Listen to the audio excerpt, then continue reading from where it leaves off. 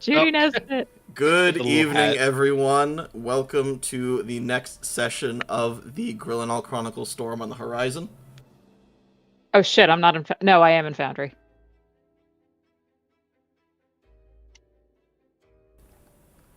Last time on the Grillonal Chronicles, we, after slugging through the zombie fight and a bunch of Foundry errors due to new mods, the party finally continued sailing towards Skull Island. And during the night, Amphitrite had a dream from the maritime courts involving Argon, the head of the Baiju tribe, and Doris, her mother, the Witch of the Wild Deep. They were arguing about the future of the Baiju tribe and Argon's attempts to use the kaiju on the island as weapons against the encroaching threats.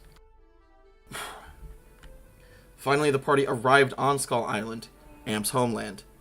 As they began making their way inland towards the Witch of the Moving Mountains hut, the air suddenly grew extremely cold, which was unusual for the tropical clime, and a frost mammoth appeared out of the underbrush.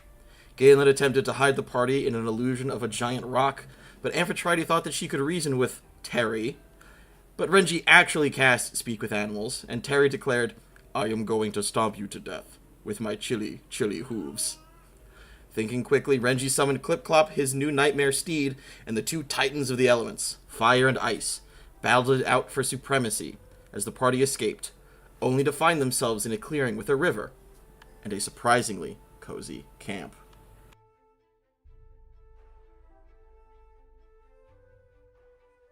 Also, it's Agrin, not Argon. Okay, well, I've been pronouncing it wrong for almost the entire time. It's like I have it written down and everything. Wait, do you have it A-G-R-U-N?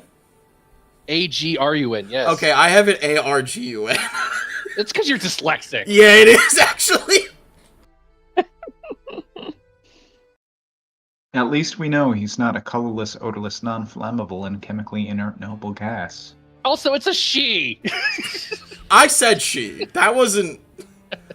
Somebody else said he. Yeah, But it we wasn't know Steve. Argon. We know Argon's a woman. Agrin! I'm just glad they're not a gas. Hey. It's their daughter Dagon, who is was born male, but is Oh, okay, so that's 4 trans characters in GC, I think. Incredible. Did you know That's that okay, Argon well, is 20 agony is an times as egg. abundant as carbon dioxide and more than 500 times as abundant as neon? I did Huh. not. also funny enough that two of our trans characters are orcs. Huh. Wait, yeah. Oh, huh. I may need to talk about that with my therapist. By the way, everybody, do me a favor. This is just a personal favor to me, Sam. Please, DM me with the NPCs you want me to draw because I'm loving churning out these wanted posters. Hell yeah. Ooh. Oh, I do. Well, we do actually. We do have art of Agrin and Dagon. Pretty sure We do, yeah. somewhere. I know we have it somewhere. Okay, but what if I made them as a wanted poster because it's fun for me personally? Okay, Arachne, I need you to make me a perception check. All right, let's see how much Foundry wants to fuck me. I'm sorry, do we have Foundry at the bottom of a pit today? Would you fuck me? Oh, it's bad. It really wants to fuck you over. Oh, Yeah, I it wants know. to fuck me today. Okay. Arachne. There's sweat in my eyes. I am not suited to this climate. Yeah, no, the Arachne, the tropical climes of Skull Island and honestly a lot of the Southern Archipelago mean that you spend a lot of time wiping sweat out of your eyes. So by the It's time not the heat, it's the humidity. Yeah, by the time you've finished wiping the sweat out of your eyes, it's hard to see. But the only individual that you can see is the what can only be described as a massive triceratops person strides towards your group. Ah!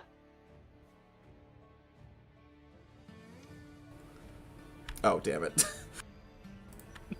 That token is deleted, you bastard, Eric.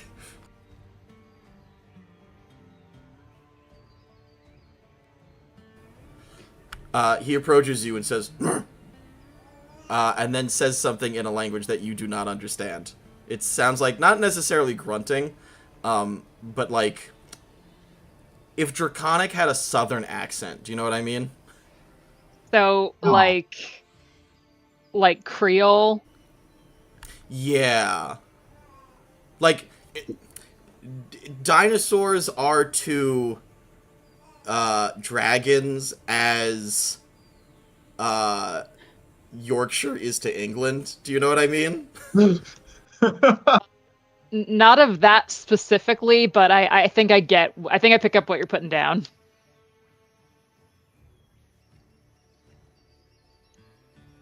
Do I understand what he's saying?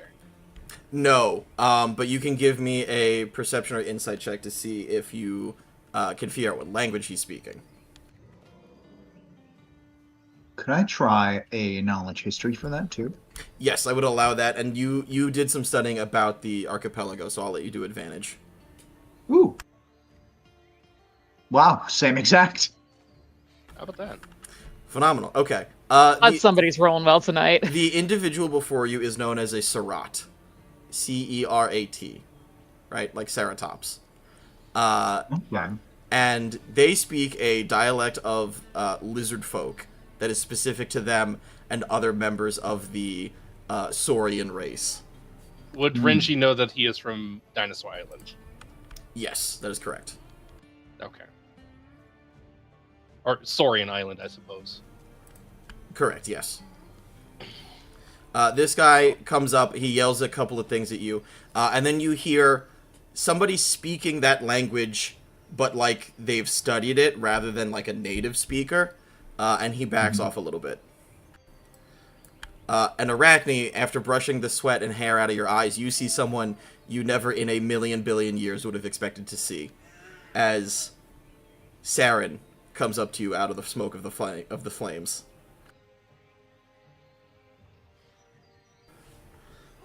Hello. No, Saren, honey, what are you doing here?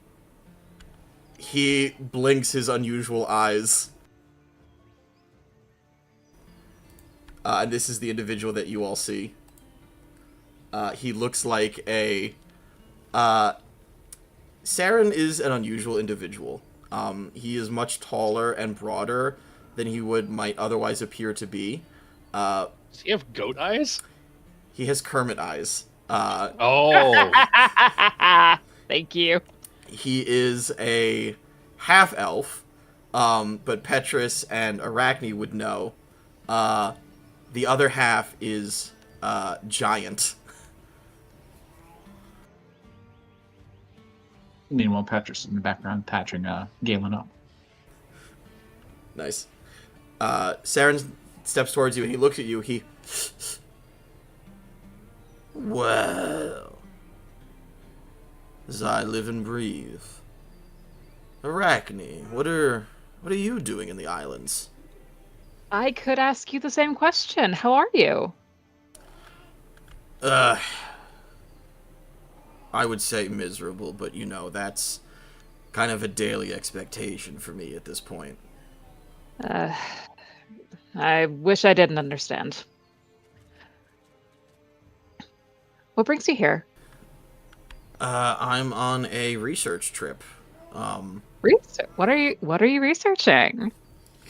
Well, the act of transfiguration, transmogrification, transformation has taken many forms, and so I was hoping to speak to the head of a local druid tribe to understand some of their methodologies a little bit better.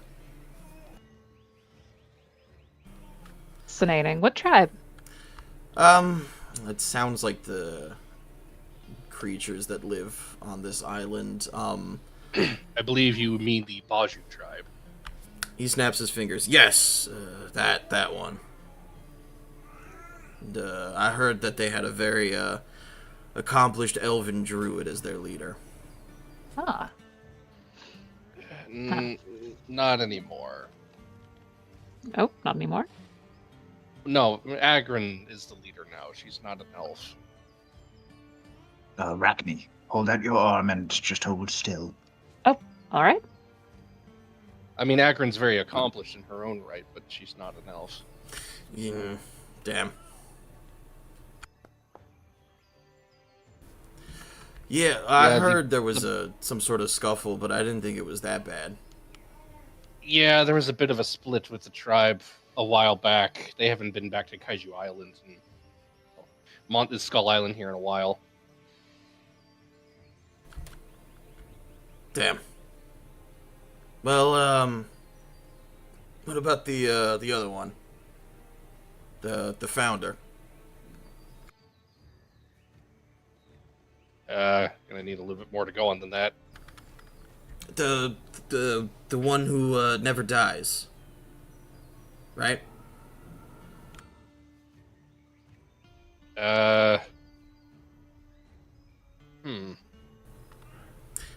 I'll step in for Galen here, and I don't remember if I know that in or out of character.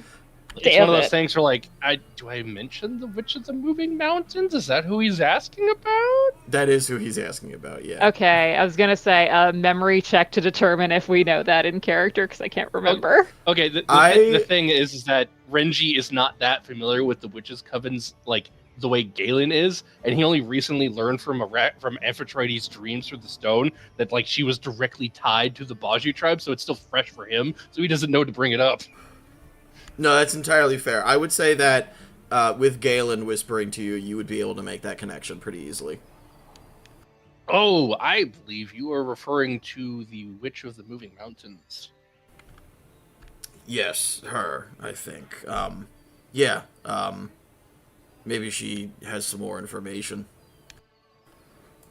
The Saurian steps closer and she's just like... Don't mind him. He's my guide. Of course. Ragni, how are you doing? What's going on? You okay? How long has it been since we last chat? May I sit?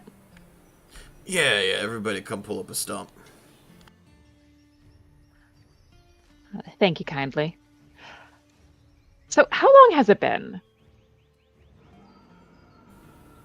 Did I put a fucking bush there? No, I didn't. I don't know. Oh, he tried to move through a person. Okay.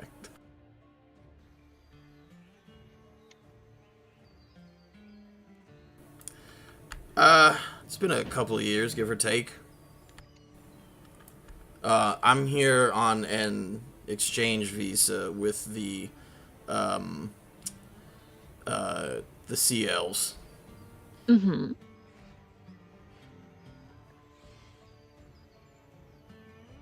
So, I forget, were you in High Rock about a decade ago? Yes. Much of my travels has led me around the archipelago, but I believe at that time I was still kicking around the rock. Understood. Then you recall Isaac's passing. I did, yes. Yes. Well, my friend Webb, and she gestures to our very own bandage man. Oh, shit. Yeah. Is that Mr. Petrus? I did not recognize him. It's understandable.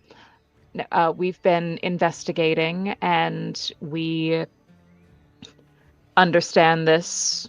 My gut is not often wrong. We understood this to be a murder, and we have very strong evidence that Glimmer was involved. Directly. Oh, no, not Glim. Yeah, Glim. Shit. And we got in contact with Grimgash, and this is part of the correlating evidence. But some of his research went missing when the dudes were at the lighthouse. Were you present for that? He had a get together. No, I don't think I was there for that specifically. What research was stolen? Research about I believe it was to do with the rifts.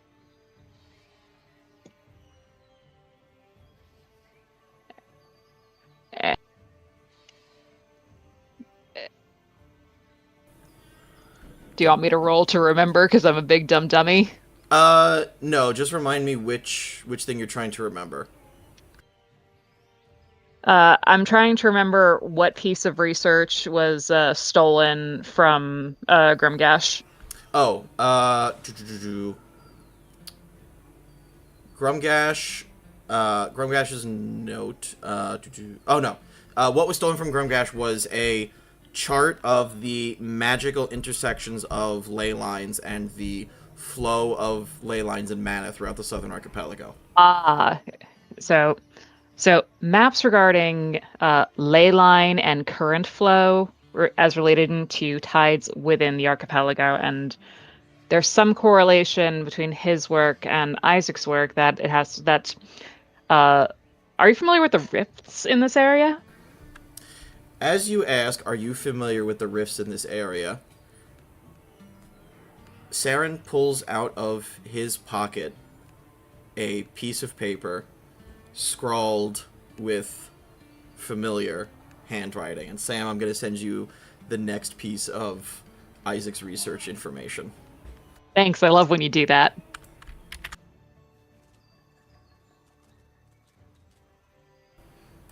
I'm going to send it in the spiderweb chat. Yeah, spiderweb. Web, come here, come here.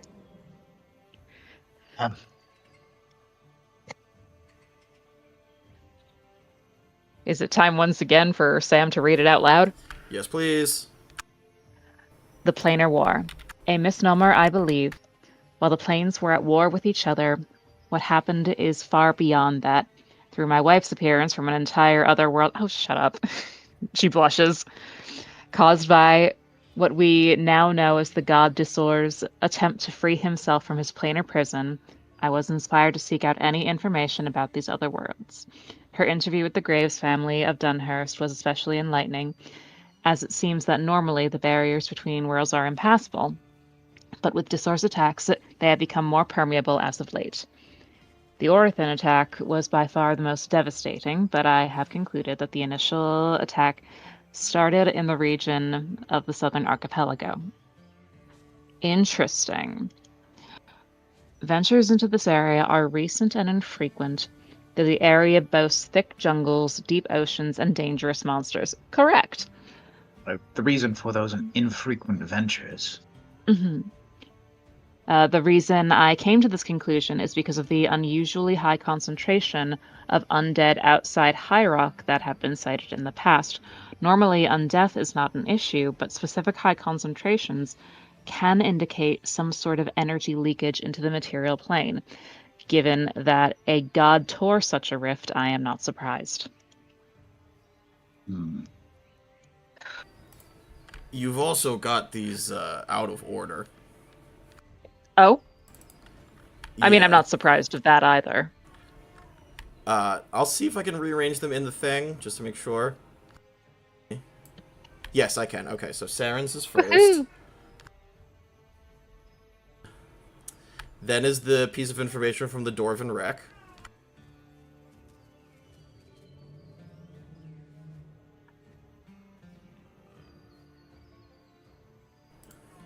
Then is the piece of information you got from Lone Guard. And then Grumgash's note is next.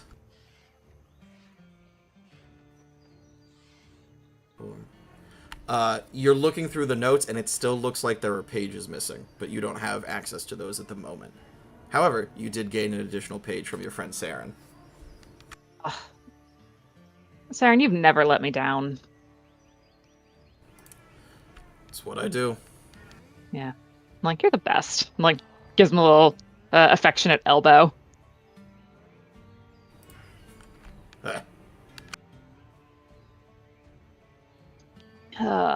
Good grief. You should still be careful, I think. Yes. I have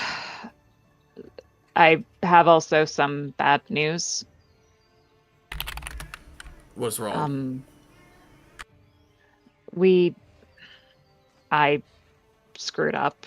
I was trying really hard to get the dudes together and keep them safe, and I gravely miscalculated, and LG and Bali are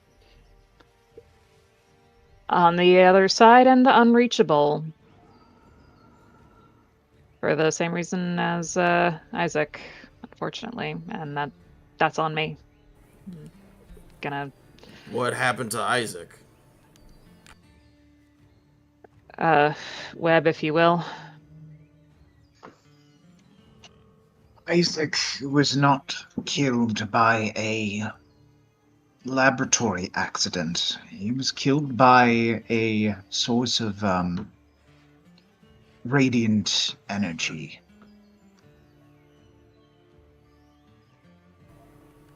Radiant energy. So while it held a lot of things in common with, say, a pyrotechnical explosion, it was not the case. More importantly, there was... What would be the best way to put this, Arachne? A extraplanar entity driving... Arachne rolls up her sleeve and scratches at the Yether runes. I've made a bit of a deal, if it means getting him back. Oh, that's not the extraplanar entity I was referring to. Oh, but it's involved. It's part of the story. All the threads are intertwined, yes. Yeah. A duck flies overhead. Yep. Strange bit of local fauna. That's a weird looking duck. Quack. That duck wearing glasses? No, that's silly. Yeah. Yeah, that would be silly. In any case, Glimmer in particular is in the thrall of this extraplanar entity, and is one of the reason. That's the reason he's trying to collect all the dudes.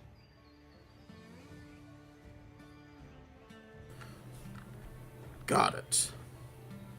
An extraplanar entity is attempting to assemble the combined knowledge or arcane might of a very powerful wizard brotherhood. Is that right? Yes, as when Petrus was saying that's why he's collecting all the dudes, that was more almost like a moment of realization for him rather than relaying the information. It's just like, oh shit, that explains the whole actions for everything. It wasn't inwardly, Petrus is realizing that it was no accident that Petrus was there to collect the souls of the other two. It was that was the whole point. Arachne just stops for a second. Web, was your father ever part of the dudes? I don't know. Was he? I'm going to say, Petrus, that you know your father well enough to know that that was not the case. No, he wasn't. At the very least, it wasn't his that kind of fraternity, I guess you could say. Yeah, it seems that your father was more interested in the practical applications of magic rather than theory. No offense, Saren. I know you're not like them. Well, you are, but not like that. Well, I mean, my practical application is what can I turn into? You know what I mean? Mm-hmm. My father was a very much a arcanist's arcanist, you could say. Mm-hmm. Entirely fair. He did it in a different way than many others do, but that was only kind of the reason as to why it was a reason rather than a stumbling block. Mm-hmm. So then, your father is the clear. I don't want to assume anything, but I think, based on what you described, your father's inclusion with the extraplanar entity, seems more an act of vengeance and anger than necessarily pragmatic escape. Definitely personal, yes. Okay.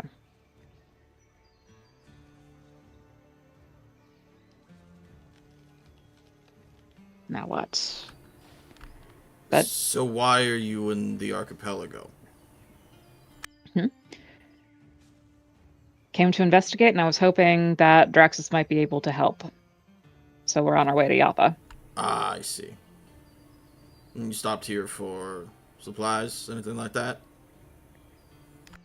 Supplies and, kind of nods in Amphitrite's direction. Some personal reasons as well. Fair enough. Well, you're welcome to spend the night here, and then I suppose if we're all here to see Miss Mountain herself, we can head over there in the morning. That sounds agreeable to me. Is this Safety in numbers. safe? Mm-hmm. You say, "Is it safe?" And the Saurian guide looks around and goes, "Huh!" and sends his little pterosaur up to scout around. And Saren just kind of looks and shrugs and is like, "Ain't nothing happened to us yet, but I think that's mostly because my friend here has asked people to stay away for the most part." Mm. Yeah, don't go back the way we just came. There's a big angry mammoth that way. Oh, Terry? Yeah. Yeah. We ran into that fella earlier. Was gave us kind of the cold shoulder, as it were. I've got maybe an uninformed question, but I hope you can indulge me. That language two of you are speaking, is there is there a written portion, or is it all a verbal component only? Oh no, Saurian is fully verbal. And how does it relate to Orinthian Draconic, or perhaps Yathan Draconic? Kind of a bastardization. It's not it's... You could have a conversation, but you'd have to be very sure that you weren't swearing. You know what I mean? Most of Saurian is swearing. Ah. Alright. Perhaps you can teach me a few phrases while we're here. I'd be entirely amenable to that situation.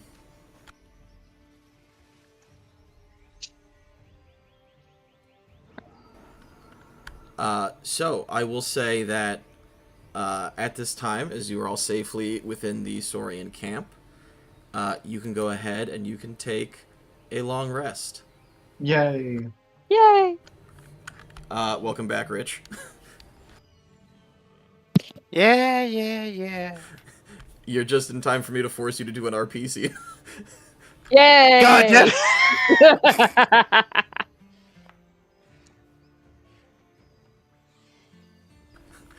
Steve, let But us is he know not what... merciful?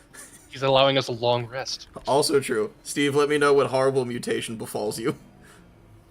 So merciful. See, I got a 34. A table.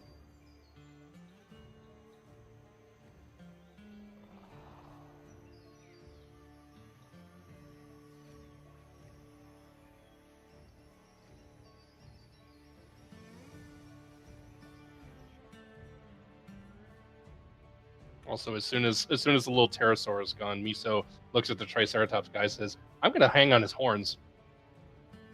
Oh. That's not what I meant, damn it. Incredible. He angrily swats it away. It's like, brr.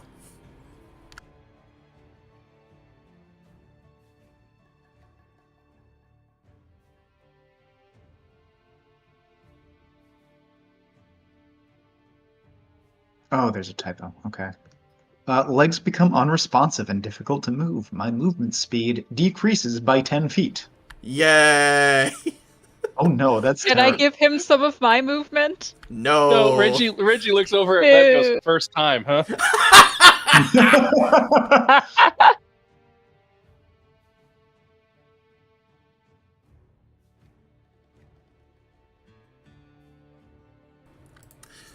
All right. Renji, in the glow of the firelight, you approach Galen as everyone is winding down for sleep.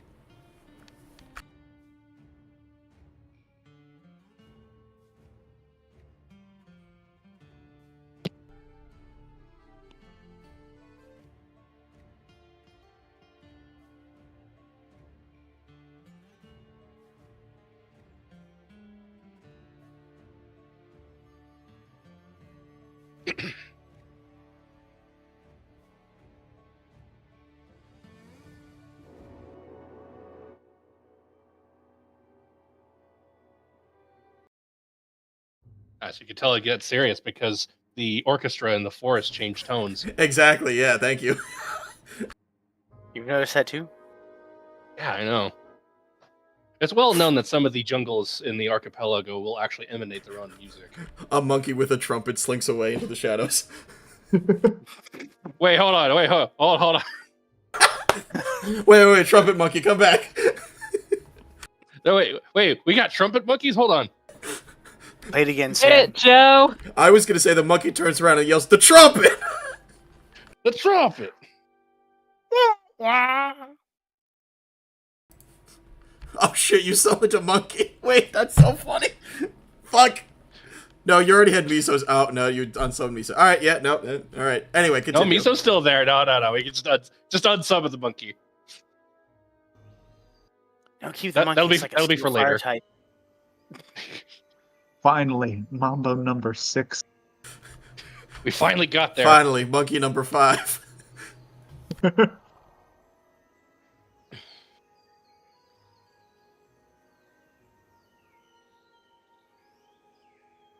Five fucking monkeys. With a trumpet! Okay, anyway, have this conversation. Okay, anyway, It's just evolving at this point. One joke after another. Quick, take it away. Hit it, Joe! Oh, what- No, I'm kidding! I didn't mean like that, I just meant have the RP scene. Damn it! We're such idiots. Ladies and gentlemen, this is the trumpet. Fuck.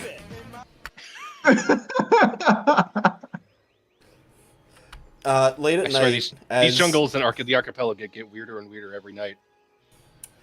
As the fire, not necessarily dying down, but as the light fades and the flames pick up to illuminate the area, Renji, you approach Galen to have that conversation that you had mentioned earlier. Right. Master Wethby. No. Yes, RNG. When we died, I did mention this before, but we all saw very different things. I saw what looked like some sort of Yothan warrior ancestral spirit. He challenged me to a duel. I lost. And I thought that my time was up and that I would be in the locker or pass on to whatever is after that, and I thought I would never see any of you again. But he spared my soul. Very specifically because he thought I was a witch. And that I have duties to perform. Well, you and Melusine are the resident experts on these sorts of things.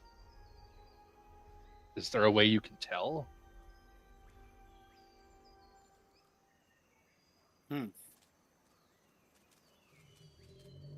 That is an interesting thought. I'm not sure if I'm the one who can tell you specifically. I think I'm starting to learn that maybe those who become witches, there's some variation.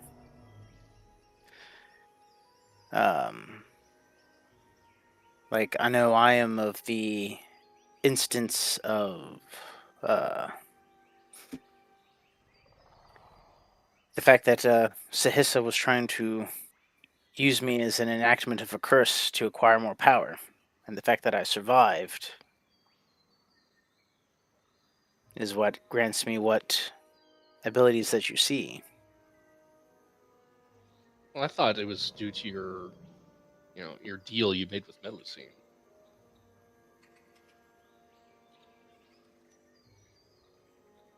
Oh, I was dead. There was no deal to be made. Remember, she is the Witch of the Watery Grave, so her job is to move souls on. So Right. instead of moving me on, I became something But her protege. different. Well, instead of a human, she mingled her blood with mine. So,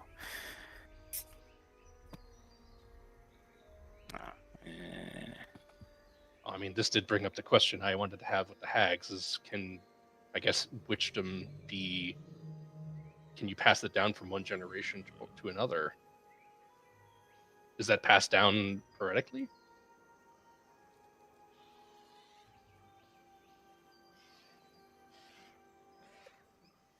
I was like, a wit? Galen / Rich, I will remind you that actually, I'll ask you over the table. Do you think Galen knows about his family?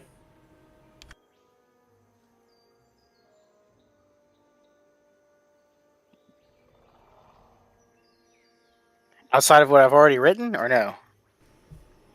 I mean, if you've added like additional lore that I would know, so then Galen would not know. I don't think I've added. Oh, no, sorry. Amphitrite has to give you the stone tonight. Oh,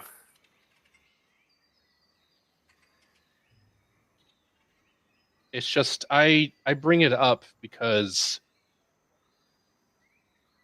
both for myself and for two other people that I know, if being a witch can be passed down from parent to child, it would explain why I saw my mother in Sahissa's eyes during the dream. And it might also explain something else that I'm not proud of, but took part in during my time under Donna Vance's command.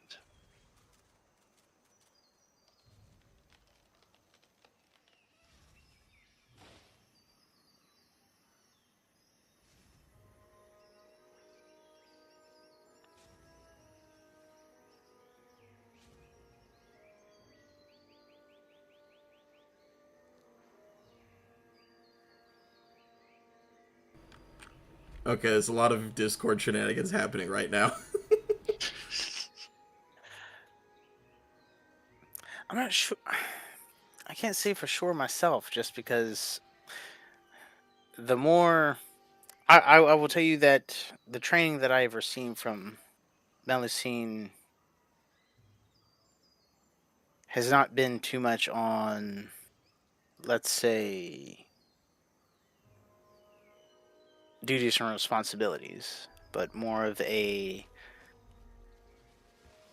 focus task at hand.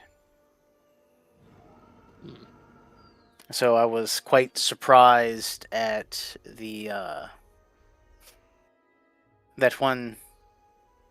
There was a particular soul at that hanging that we witnessed that spoke to me. I was not quite prepared for that. I thought you looked rather preoccupied, even more so than a normal hanging in the archipelago would warrant.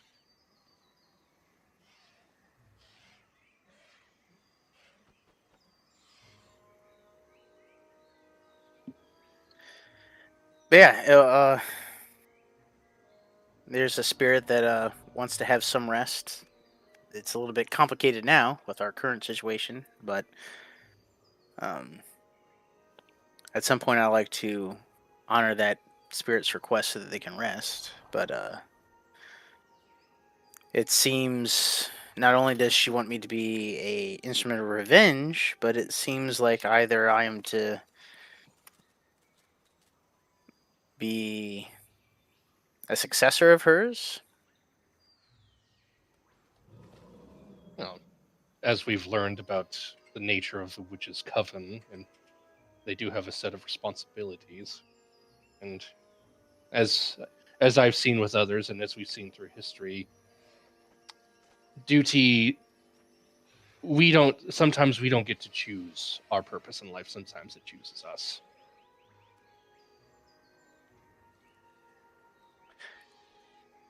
That we can agree. I was Renji completely handles his content sword. sailing the sea. Renji recalling back in his mind the wise words of his master: "Duty is heavier than a mountain, death is lighter than a feather." Correct.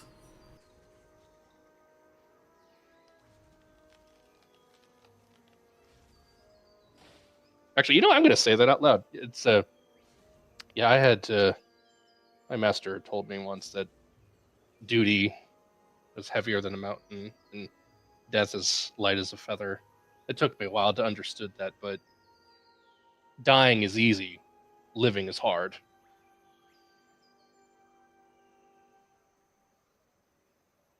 Is that what you named your sword and scabbard, Alfred? What? Oh yeah, the sword and the scabbard. Yeah, I named the sword Feather, and I named the sheath Mountain. Huh. Interesting. It's easy. It's easy to take a life, but it's harder to live with other people. Another duck covered in spikes flies over. The hardest thing to give is mercy. Quack. That's that duck again. No, that's a different duck. Ignore the duck. It's about revenge. I mean, Critical Role has the metagaming pigeon. We have a duck.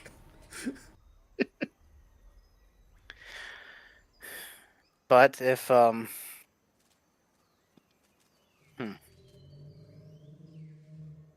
if this encounter with the spirit is accurate, then I can only assume then that a bond or connection that we currently have or have developed since our initial voyage is perhaps deeper than we thought, being that it sounds like the coven that currently exists is heavily damaged. And without it, the archipelago falls into chaos. Yes, and much more than I thought. It's very disconcerting to learn more and more of the luck that we've always spoken of in our family is much more than I don't know, reading the tides and the winds well and getting to experience the joy of a free sea, and it's much more to it than I had thought. If becoming a witch and joining this coven is necessary for the archipelago to become relatively safe once more, I'm willing to take on that burden if it means my loved ones can live happy, safe lives. I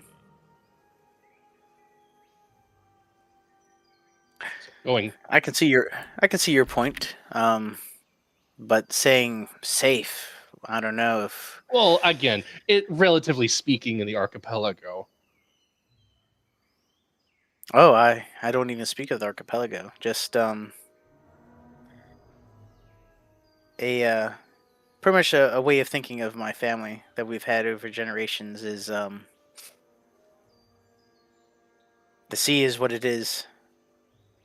So to make the sea safe is to try and harness something that you shouldn't harness. Just like we've never been keen on the idea of like a god or goddess of the sea or oceans. It's the, and it just kind of like points out, well, we're on an island, but Well, I mean, the archipelago is the ocean, relatively speaking, but like, there's a difference between the natural wrath of sea and storm versus extra dimensional beings trying to ravage this world. yes. If we can get it back to some level of naturalness and relatively safe outside of beings beyond this world trying to dominate our lives, I think that's a worthy cause. I just want you to know that going forward, this task has become monumentally much more complicated and difficult, but I've got your back. And he holds out his hand. Hmm.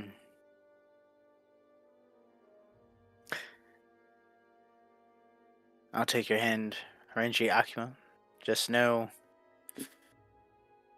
my luck isn't what it used to be. But I'll welcome it just the same.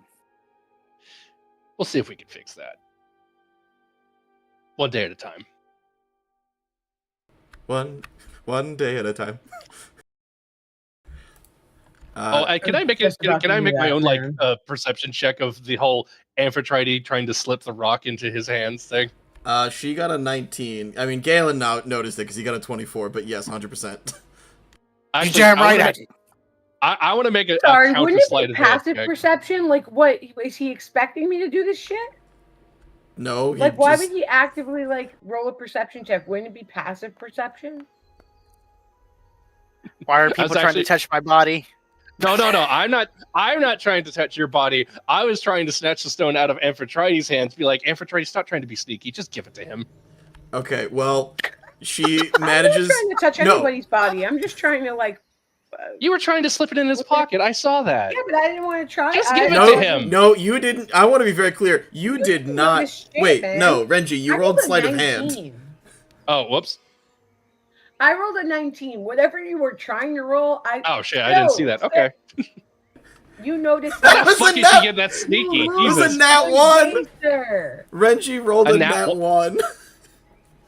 You know, Renji's gonna be like, you know what? I didn't see shit. No, you didn't, because Yeah, you got a but I 15, she got a still- 19. Yeah, no, you I tentacle... still argue that it would be Galen's passive perception because why is he looking out for this shit? He's not. You touched him. I'm not touching him. No, I'm stealthily flopping it into his pocket. I'm This not truly- touching He saw his you do it. shit. Steph, it's He incredible. saw you do it. It's incredible how much little sibling energy you have. You're like, I'm not touching him. I'm not touching him. I'm not touching him. I'm not touching him. Amphitrite, leave Galen alone. Okay, alright, so on a 24, Galen, what I'll say is, obviously Amphitrite has put this on your person. Do you sleep with it that night? Do you actively wow. use the I didn't stone? realize we were that kind of D&D. Not right now, Steph. He does not put it places except his pocket. Wait, what? I mean, Just ignore Amphitrite. Yeah, Renji always does. Yeah, for good reason. Jeez. but yeah. But correct, Eric, yes. Let's go down the rabbit hole. Okay.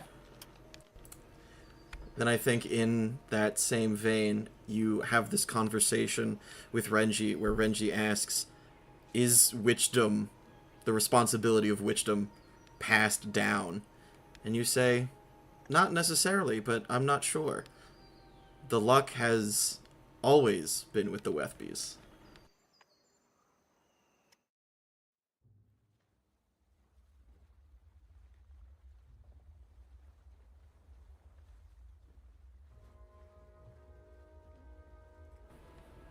Everybody can see, right? Everybody has vision.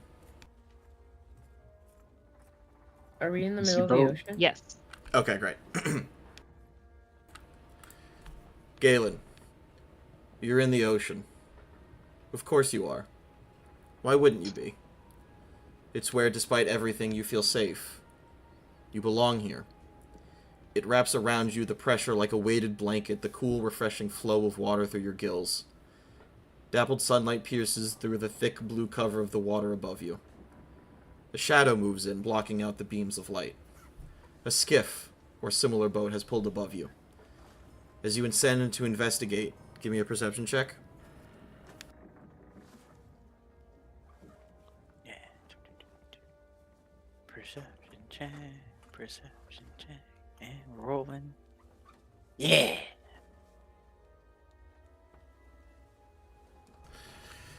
You see two figures in the boat.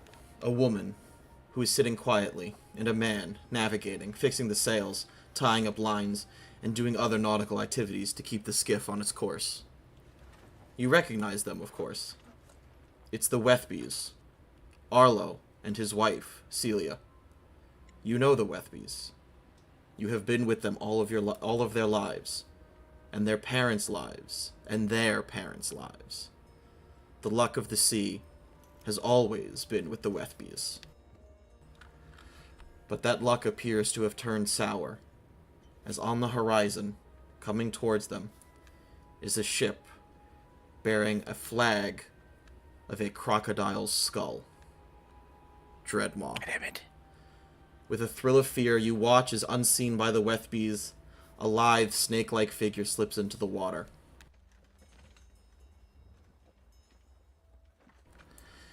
Sahissa shoots forward and launches herself onto the skiff. As she does so, she readies a spell stored in her staff, and storm clouds begin to gather above the small boat.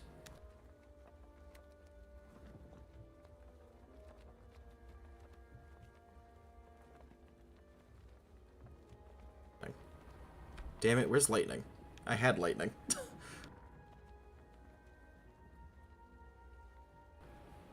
Where's rain? Rain, turn on.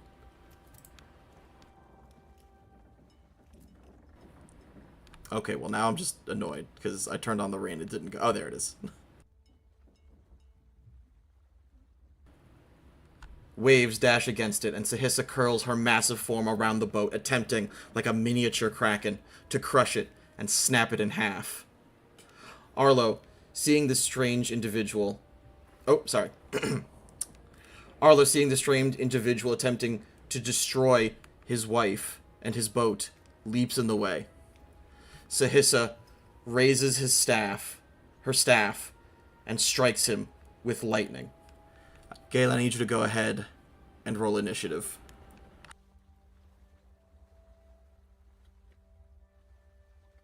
Wait. There's no active encounter in your currently viewed. No, do one. And I'll do another one. And another one. Okay. I'm gonna fuck shit up on this witchy bitch. Na-na-na-na. He's about to whip somebody's ass. Thank you. Yeah, that's right. Stay down at the bottom of the initiative order. Alright, Galen, you're first. Gonna highlight this, and then we're gonna... Oh, wait, no, she doesn't have what... Fuck! Not that one. Shit.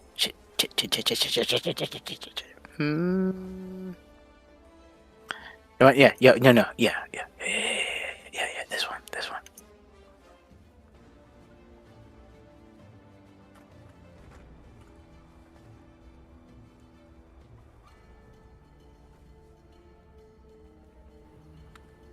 Okay. Unnatural 20, she succeeds.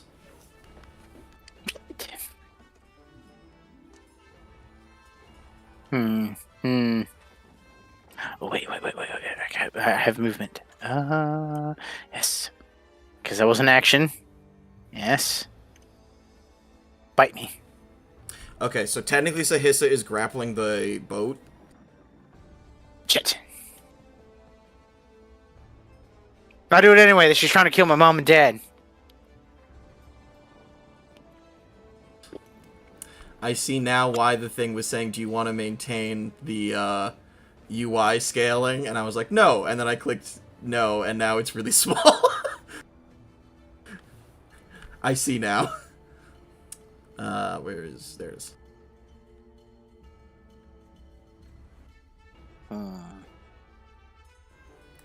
Okay, so she cannot move, because she's basically wrapped around the boat, her whole thing. So you actually just shove the whole boat 5 feet over. That is also fair. The boat rocks in the waves. So Hisso's gonna hit you with another call, with a call lightning. What?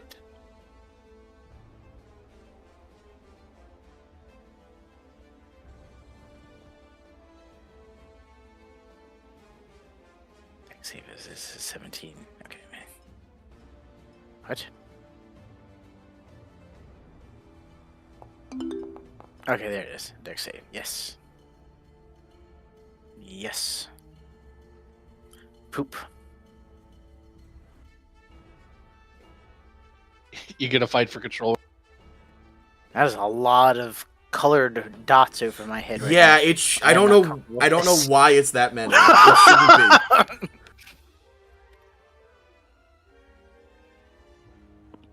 It's okay, we're doing a lie. We're doing a lie.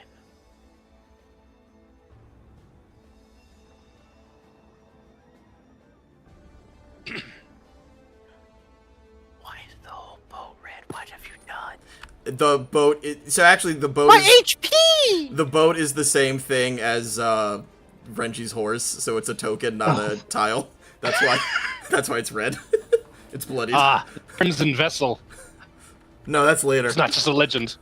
The Blood Vessel is a different ship. That's Vincent White, Bloody White ship. The Blood Vessel. All right. We haven't gotten there yet. Correct. Okay. So she does that, and then that's her action.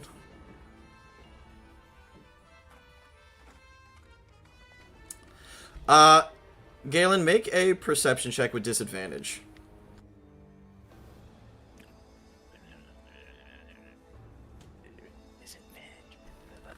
Sam, I don't know if you intend to be. You're still muted.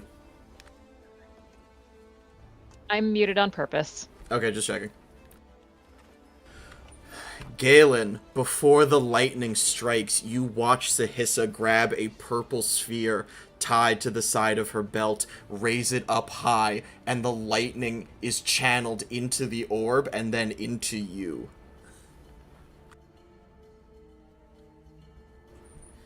It looks like whatever this is might be not only her spellcasting focus, but specifically related to storms.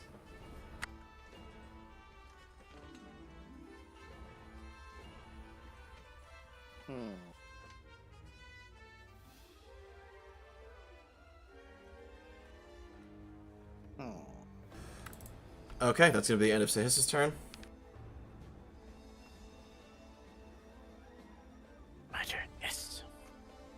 Da-da-da-na-na-na-na-na. Focused on myself.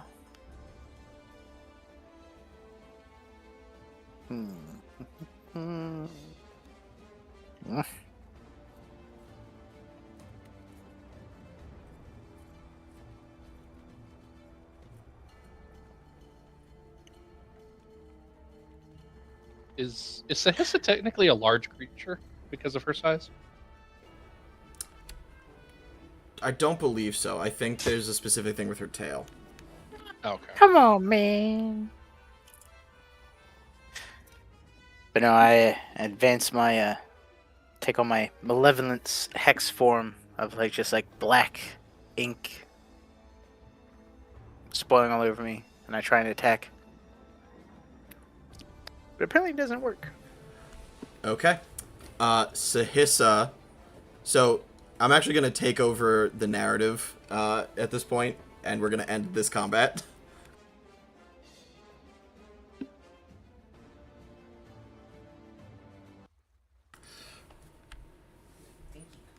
Galen, you grab your mother,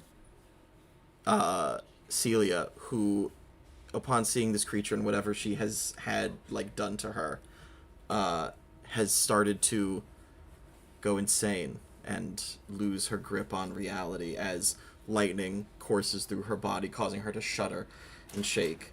You grab Celia,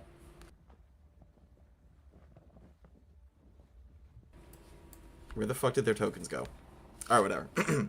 Galen, you grab Celia and you swim, injured and weakened, with the shivering body of Celia in your arms. You swim for hours, days even, until finally you arrive on shore.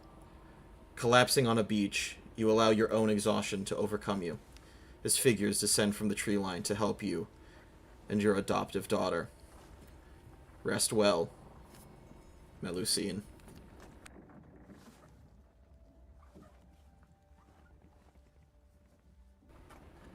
We cut back. Oh.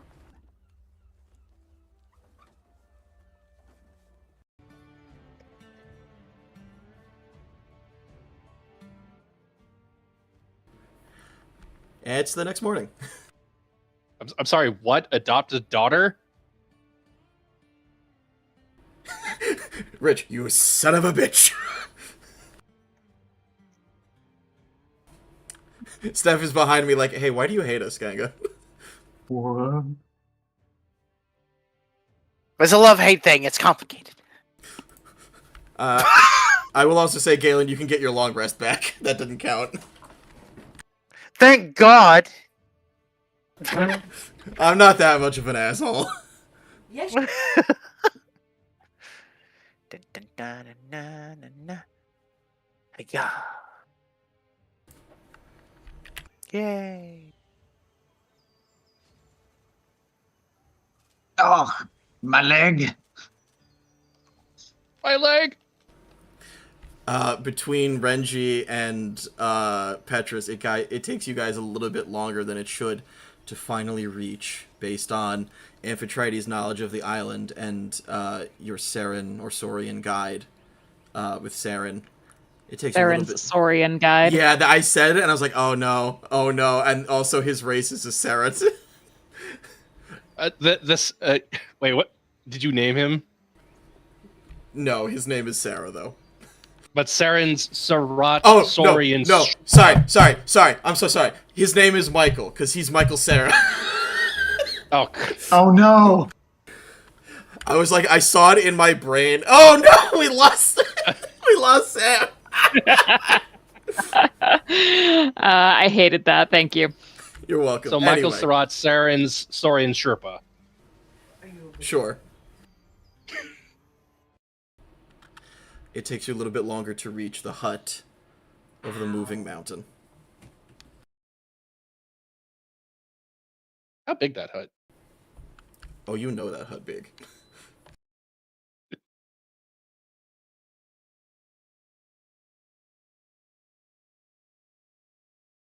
It's not... No, there's no pizza, Steph. It's not Pizza the Hut. Pizza the Hut! It is not Found Jabba dead the in his Hutt car, either. having eaten himself to death.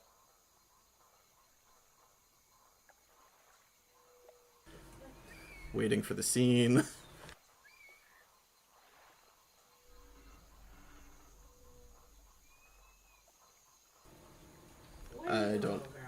I gotta figure out what's going on, because the stream version of Foundry is taking a second, but I'm sure it'll be there. Renji step forward, looks at this, going, "No, yeah, that looks correct. That looks like a witch's abode." The hut of the moving mountain is, as expected, massive. Built into the roots of a gargantuan stump, the hut sits in the swampy water as if it had grown there. It smells like rot and death, but not in an unpleasant way. Simply as a reminder that a natural cycle is occurring.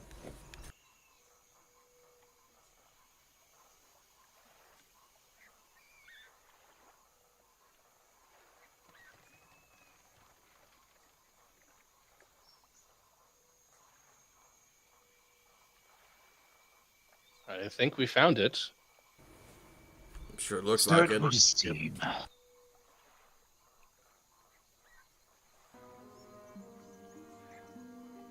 How deep is the water? Waist deep. It would be not waist deep. Like knee deep. That's the word. Okay. It makes movement a little bit more difficult, but like, not by much. Renji does a running jump, and then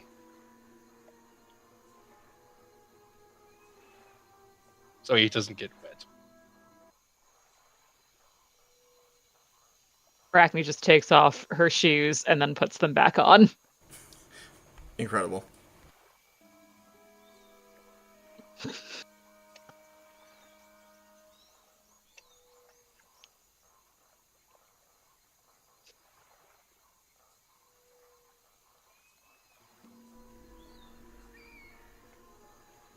So, Master Saren, I forget, why are you here to see the Witch of the Moving Mountains? I wanted to speak to the head of the Baju tribe about transformation arts. I had heard that she was an elf, and that is the subject of my study. Oh, well. Not sure you'll find what you're looking for today, but who knows? Worth a shot, right?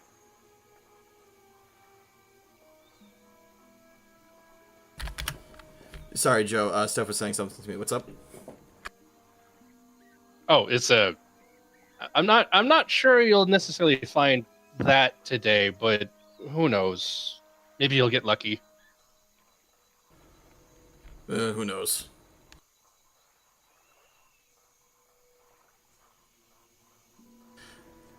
Amphitrite, or Steph, are you able to knock on the door right now or no?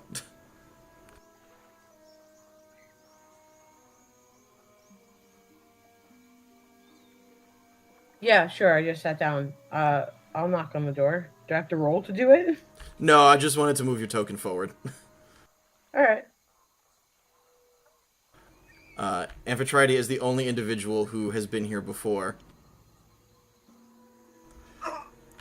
You knock on the door. There is, for a moment, no answer. And then...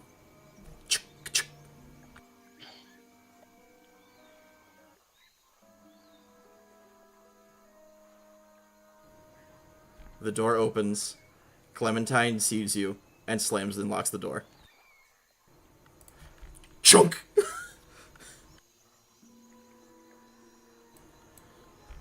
Amphitrite, I told you not to come here. And there was no way around it. You didn't give me a reason. You never responded again. I told you once not to come here. That should have been enough. Why didn't you listen to me? Because I'm not in charge of the ship, and my party decided to say that it wasn't enough unless you gave us a valid reason, which you did not, and I explained this in my return message. She steps out and looks at all of you and goes, okay, hello, I don't know who you are, I don't care, you need to leave immediately.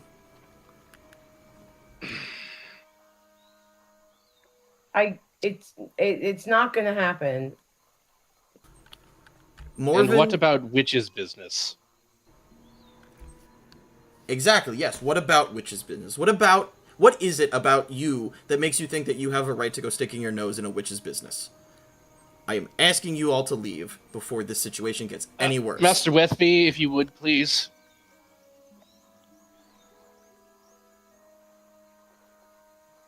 Yes. Are you not the protege of Melusine?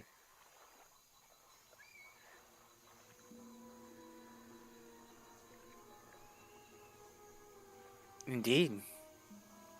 Why else would we be here? I'm visiting a, what would you say? An aunt? Okay. I was going to say that this is a business meeting of sorts, but we could go with that. Okay. Morven is in no condition to see anyone right now. I don't know what you think you're doing here, but visitors is absolutely not the way to go about it. Well, luckily the situation is dire enough that we need to be here and need to talk to her. Okay. Come in, sit down, and shut up. Okay? Has she specifically not requested visitors, or have you decided there will be no visitors? Clementine does not answer as she storms angrily into the hut. Michael Sarah stays at the bottom of the stairs and just like gives a little nod, indicating that he will guard. Thumbs up from like through the door. Have a seat at the table. Do not touch anything. I touched the table.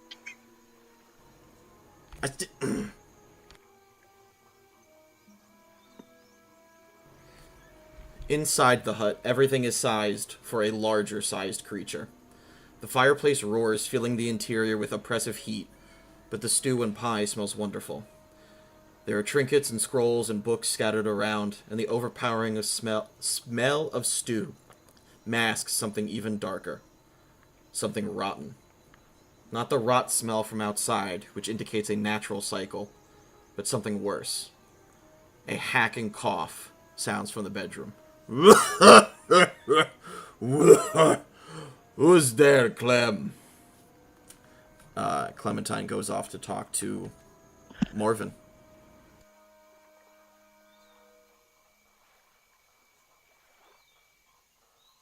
Oh, I didn't realize the table's a wall. Oh, I mean, it's a table, so you can't walk through it. Also can't see past it. You know... Maybe it should have been set to window. Probably. Oh, can we set it to Wumbo, though? You can always set it to Wumbo. There's symbology.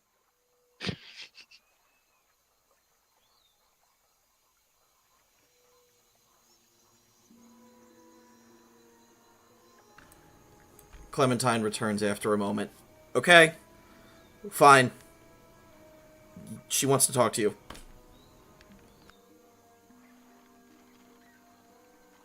All of us? Yeah, go. Just stay back, okay? I don't know if what she has is contagious. I've been here for a while, but it seems fine. Just don't touch her, okay? Understood. That Actually, means you, Reggie. Well, actually, as Arachne, as we're all walking up there, Renji kind of like does a little like hushed, like huddle in motion, specifically to Webb, Arachne, and Galen. Yes. Yes. Didn't we hear about like Sahissa doing like some kind of cursed disease thing?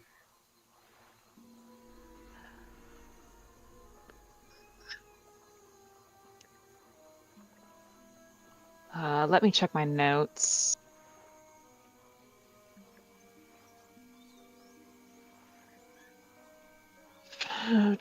Diseases. Pretty sure we talked about that. Like we think that's. I'm pretty sure that's what's happening to Otahane right now. If we don't hurry up to get to Yasa and help him.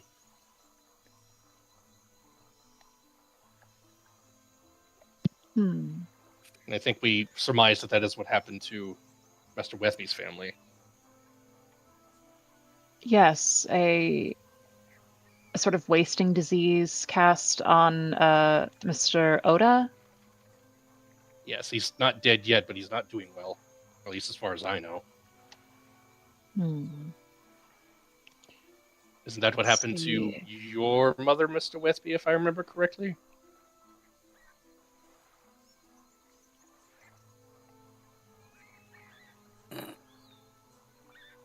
I had thought so. Half and half, I think, Rich. I've had certain revelations to the contrary, and then I kind of do that little finger roll with the stone between my fingers. Anyway, if this is what that cough I can hear from down the hall, because I'm guessing that cough is kind of like thunderous, because it is the moving mountain witch after all. Oh yeah, she big. So like, there's no way you can't hear it.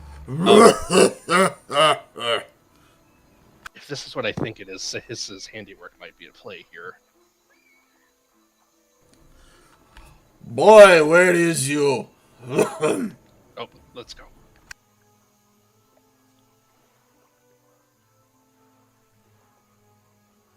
If I had that soundbite ready, I'd use it. The one from Deuce Bigelow. I do not know what you're referring to. Me neither. That's a huge bitch. Oh.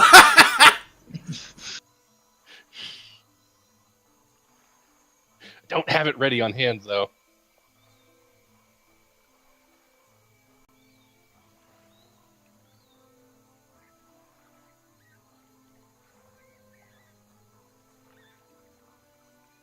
For some reason, the little token makes it look like she's just sitting in her own cauldron.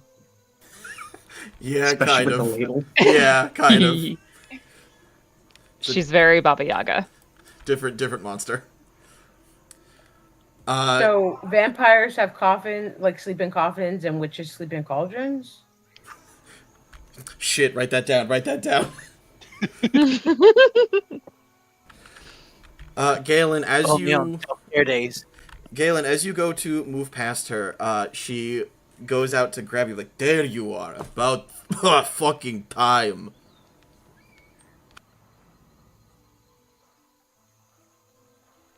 A witch is always late. Don't give me that shit. That's the shit Mel says. I don't want to hear it from you. What's the matter? You're supposed to be apprentice, better than her. Why are you looking so thin? You not eating? Not really, no. Clem, go make them dinner, please. Yes, Morven. I'm sorry. Is Clem your housemaid? I've tried to... Come here, my sharky baby. Let me look at you.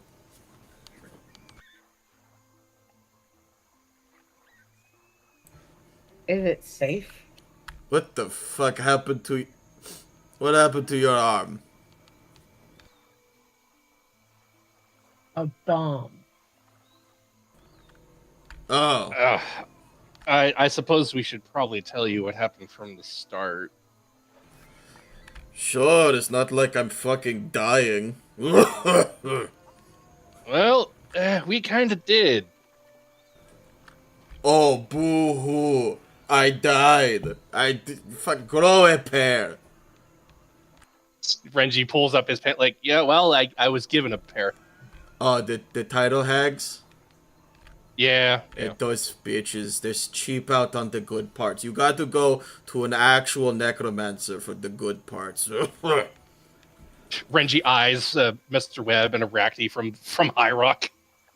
I mean, I do know someone who's probably very reputable, but the bad news is they're all the way back up in High Rock.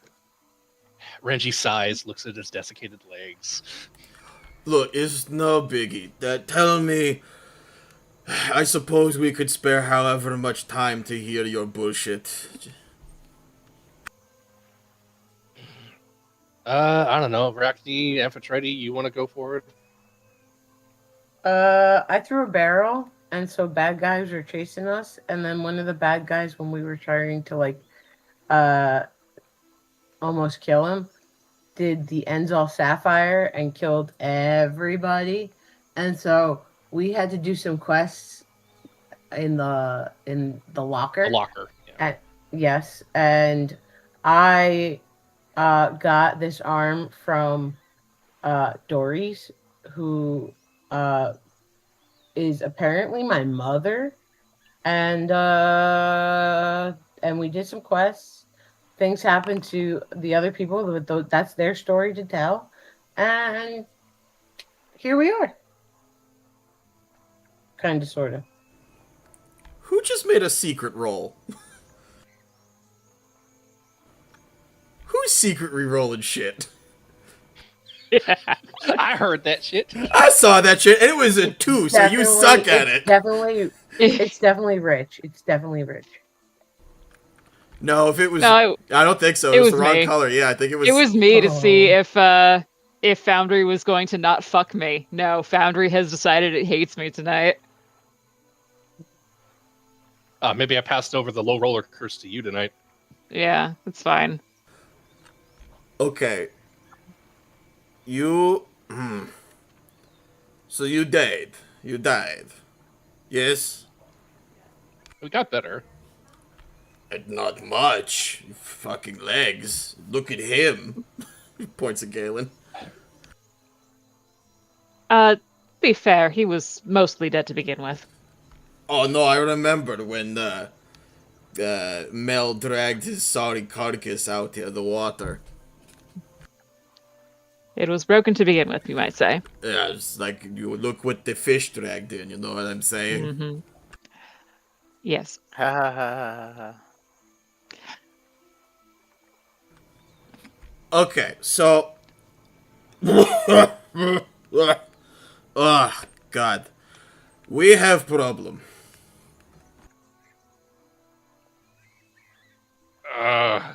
Yes. When That is correct. Yes.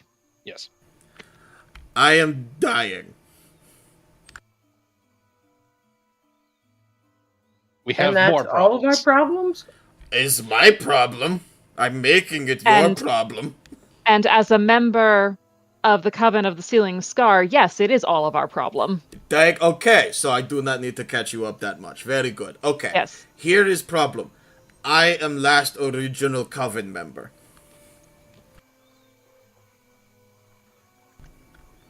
Because someone stole my fucking ring.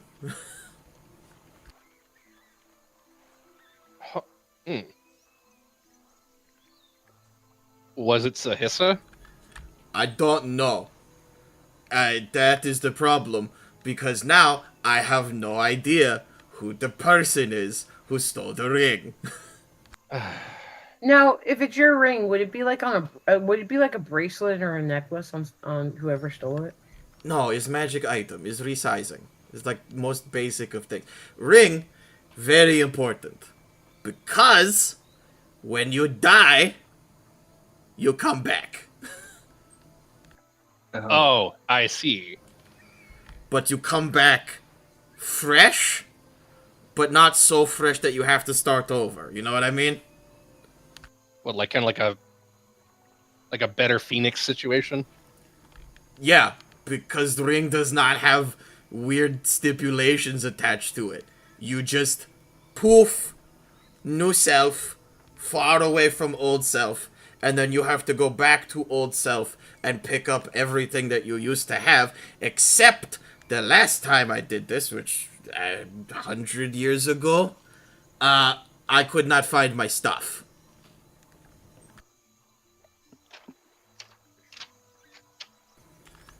Someone found my fucking body, and they take all my shit. Where did you die? I don't know, I'm old as hell. Could you describe the ring? Absolutely. Like, spiderwebs on the case, ma'am. So the last time you saw this ring was the last time you died, but you remember the ring, but not how you died or where you died. Is ring. All right, so that looks to be a jade in the eye socket, and ooh, lovely scale detailing.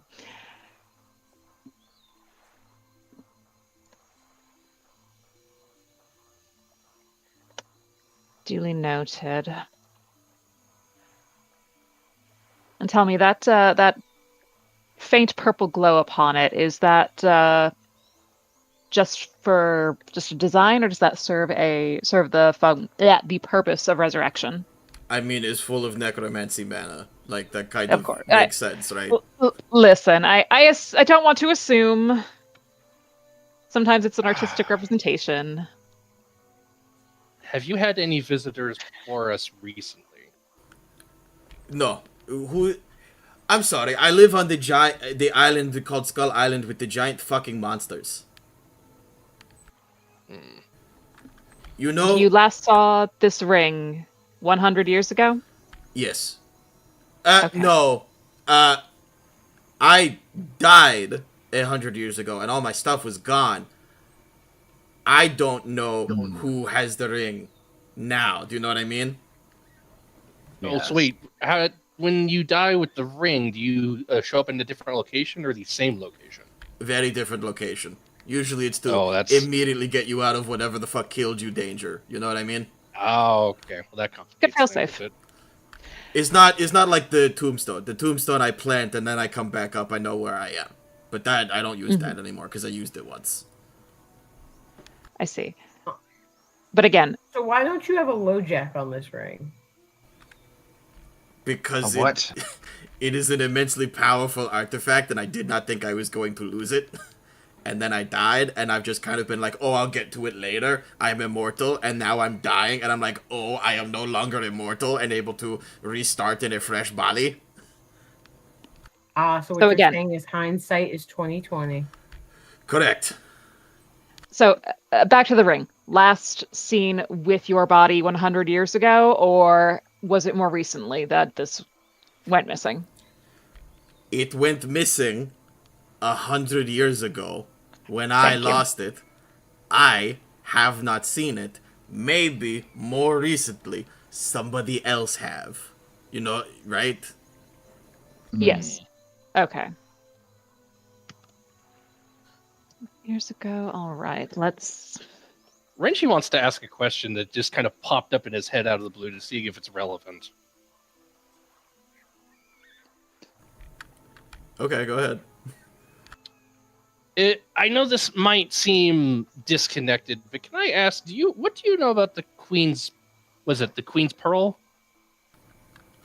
That shit, yes, the Queen's Pearl is important, but it's a piece of a set of, what are those rocks called? The floaty rocks? Iowan stones? Your ring isn't connected to that, is it? No. The ring is very important. Okay. You know how in human culture the problem of like you super train somebody how to do stuff good and then they leave and then there's nobody else because they didn't train anybody else exists? Right. Yes. Like elves have that problem where they exist for hundreds of years and then they die and then they just didn't teach anybody because it's like, oh, you're immortal, we'll just leave you to do it. Like, you know? It's lost forever. Yeah. I don't know about elves, but yes. That kid knows what I'm talking about, and Sarah I nods understand sagely. Yeah.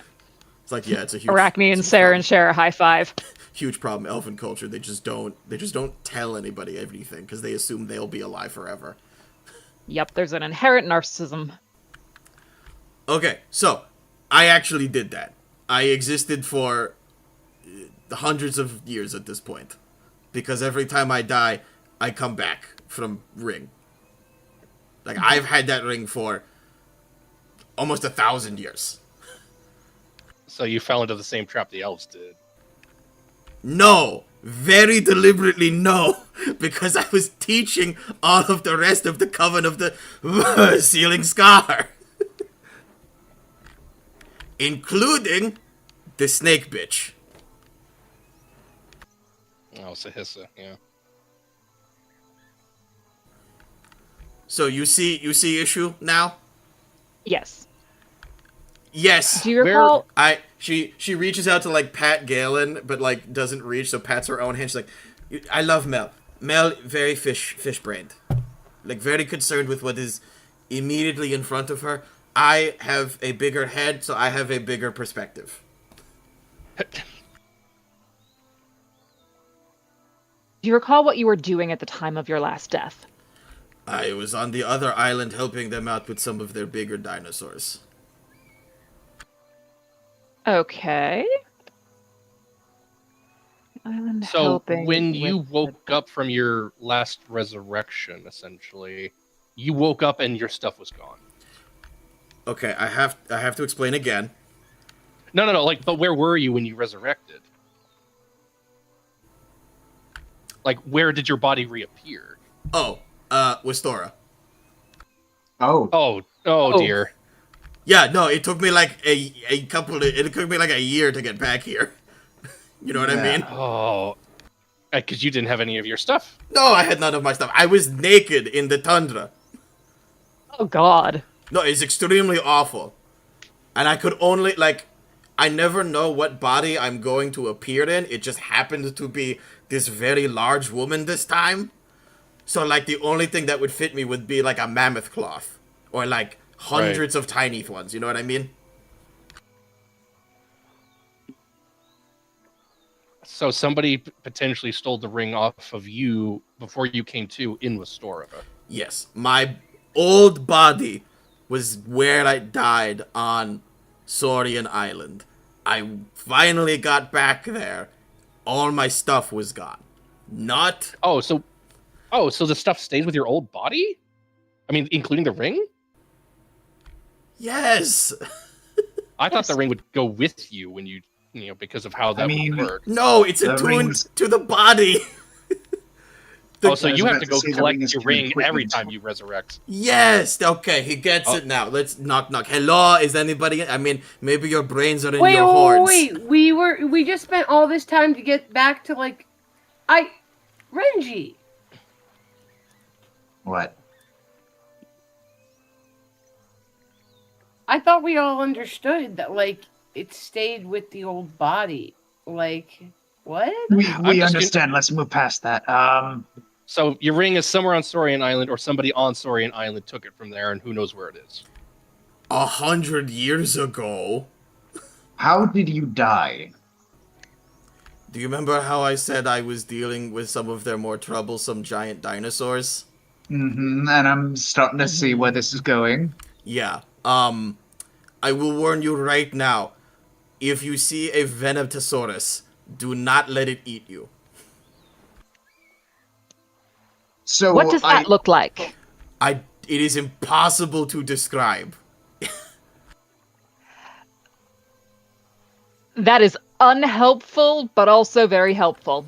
If you see a dinosaur and it starts doing some weird shit that they're not normally supposed to do, run away. So what I'm hearing is that it's likely that it's either in was in a pile of dung, or potentially still in the lining of this dinosaur if it's still around. No, I cannot stress enough. I died 100 years ago, and I lost the ring. Right, I'm saying, the place where you died is where the equipment would have been left behind, right? Correct. So somebody went digging through dinosaur shit to find your ring. Yes. And it took me a year to get back there. I looked. My stuff was gone, including ring. I have no idea if something ate it, like you say, or if someone knew where my body was and stole my ring. Well, I'm guessing a ring of that caliber would give off a pretty distinct magical, imprint on the world. True. All right, so I suppose the...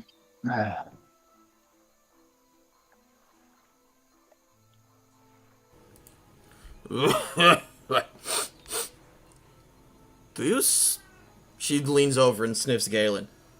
No, it's not you. You, and she gestures to her. You, come here. Let me sniff you. Okay. I'm not that bad. No, it's not you. Who? One of you. Amp, darling, come here. Yeah? Come here.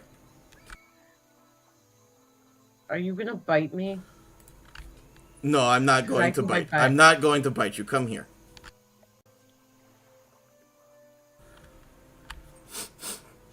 You motherfucker! And she reach up and she grabs Pip. What the fuck did I do? She grabs Pip. Hey! What are you doing with my familiar? For a surprisingly old, surprisingly frail, weak woman, you suddenly hear crunch as she crushes Pip in her fist. Dude, what? I get it. I haven't been very respectful, but... No. Do it. You, Amp. Miso sees that and cowers. Miso sees what just happened and cowers behind Renji. She begins to shake the corpse of Pip and then throws it on the floor and then yells, "Run! Stop playing stupid and get up!" You just killed him. You all watch. It's the eye. as a swirl of magic appears around the corpse of Is this Pip fucking Odavar? Yes, please come back, Dad. as Doris, the Witch of the Wild Deep, unmanifests her Oh. wild shape. Okay. Oh, okay. That was very Huh. rude, Morven. I do not give a shit. Wait, the whole time? Oh, fuck. Yes, the whole time. She turns to Arachne. Hello, Arachne.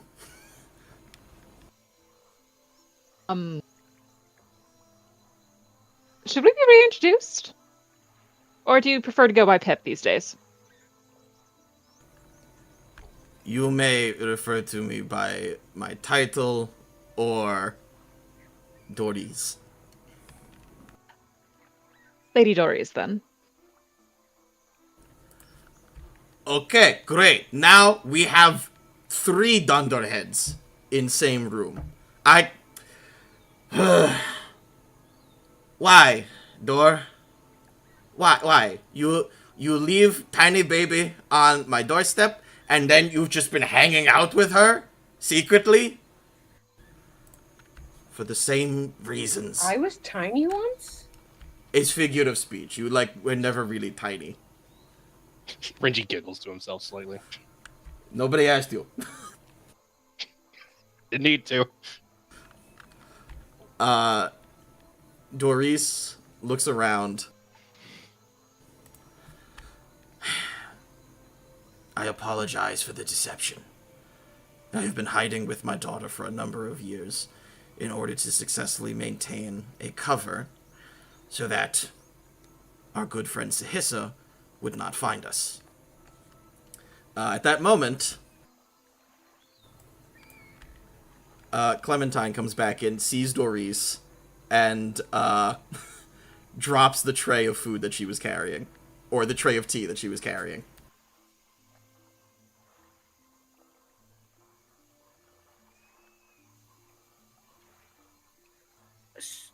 So you abandoned me as a baby, only to pretend to be what? Look, the reasons that I did things are very vast and complicated, but I am so proud of the shark person that you have become.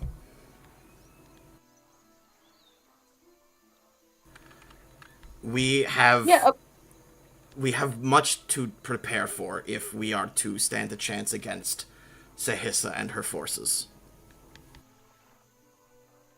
No shit. But if she hadn't smelled you out, you wouldn't be saying this right now. She never smelled me out. Well, if she hadn't identified you. Well, she did. I mean, she didn't identify me. She identified the Wethbeat that was in the thing. Clarify, we're talking about Morven just this moment. Sniffing you Morven. out. Oh. Sniffing you out as Pip. If Morven hadn't sniffed you out, you wouldn't be talking to us like this. Do you know why I am the Witch of the Wild Deep? Morven leans forward in the bed. Because you suck at talking to people. Suddenly, this makes a lot more sense. You spend all the time in the deep ocean with Nasami, God rest her. Autistic.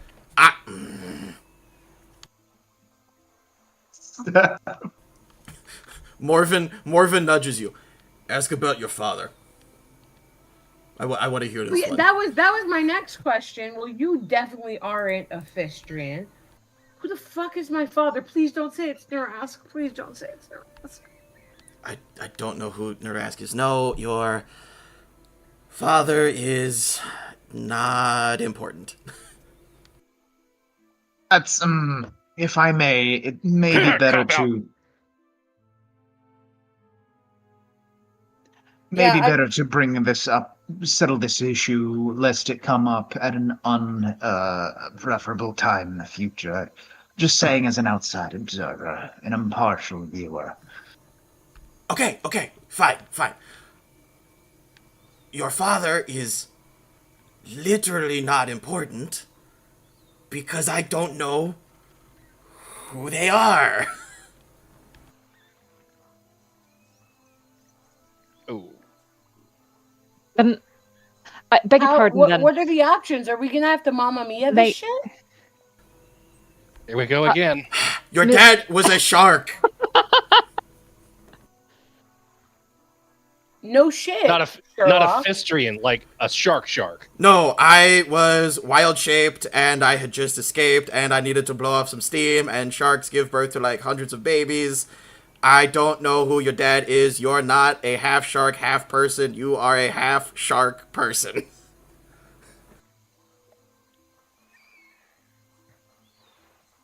Come again? You So- are Well, if you insist. you are not does this make half-shark. sense? No, ma'am, please go ahead. No, I'm reiterating, you are not a half-shark, half-person like a fistrian. You are just a half-shark person, and I guess like an arm octopus now. That, I did the Oh, best I wait, could. so she would be like a progenitor of another line of fistrians? The fistrians are half-shark, half-people. Amphitrite is a half-shark person, and I swear to gods there's a difference. But Please elaborate, because I'm not. Both things sound the same. Does this mean Amp is also for- half elf? yes, I guess Amp is half elf, half shark. At this point, Clementine steps into the center of the room and says, "For the love of fuck, all of you need to get out of here." Renji nudges Web. Is this that thing called like convergent evolution or something? We'd best leave. We're going to hunt down that ring for you, ma'am. As you go to leave. Let me see if I can find it.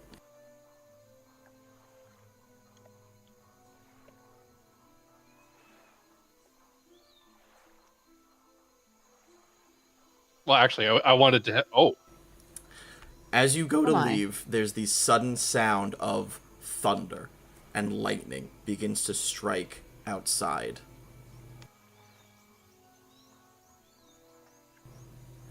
I need somebody to roll me a perception check. I'll do it.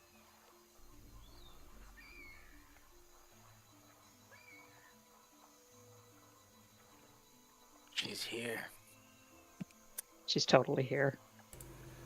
Okay, give me Or one at least she second. can see us.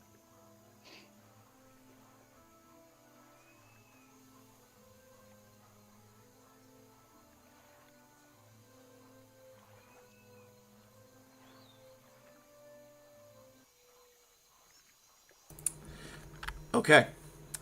As you guys are sitting in this hut, having this conversation, and a thunderstorm begins to rage around you, you can hear a voice from outside.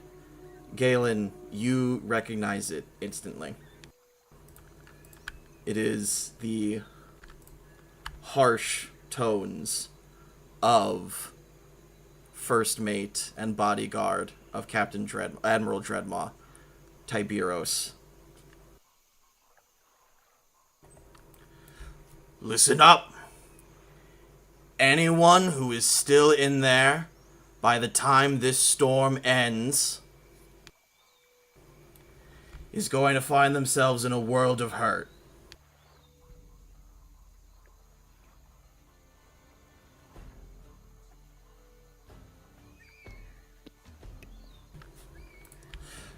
Surrender your information or die.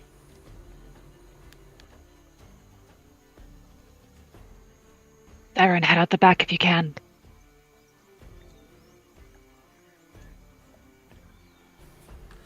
No, I'm not just leaving you. Allie and Lone Guard are dead from being involved with me. I stick to the back line, please. Make sure you make it out of here.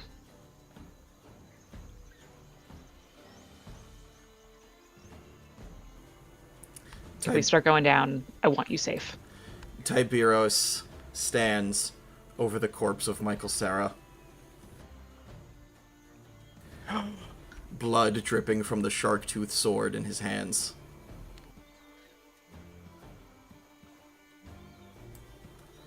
I will ask nicely one more time.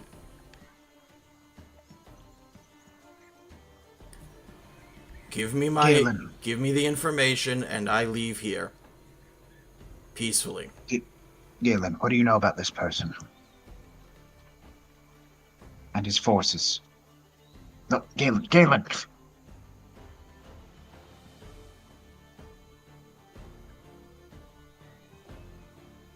You already know the information, Tybros.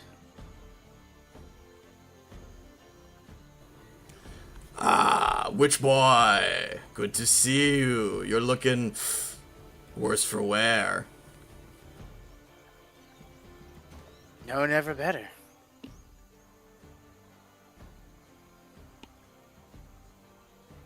You come back better and stronger, huh?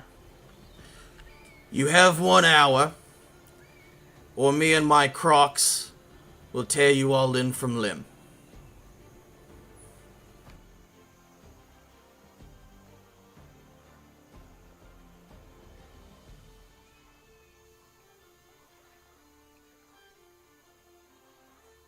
Renchi whispers through the door. Mr. Wisby, what's the plan? What do you want to do here?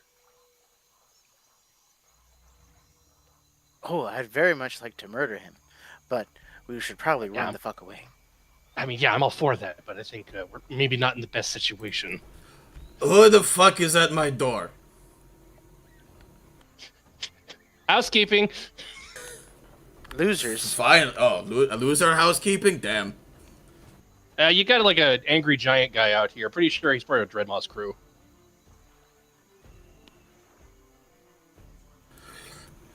Fuck. Okay. We need to do the thing. We're not doing the thing. We have an hour. If you can't come up with a better plan, fine. We'll do the thing. What's the thing? I'm sorry. Is my hut not awesome enough for you? Oh, I like your hut. Galen knows what the thing is, right, Galen? Does it have legs? Does it have legs? Am I not the witch of the moving fucking mountain? Oh. Ah, so it's a rotisserie vehicle. Ah. And I'd never heard, I'd never seen it in action. Does my hut have legs? My hut will kick your ass. But, we'll figure that out later. My house will kick your house's ass.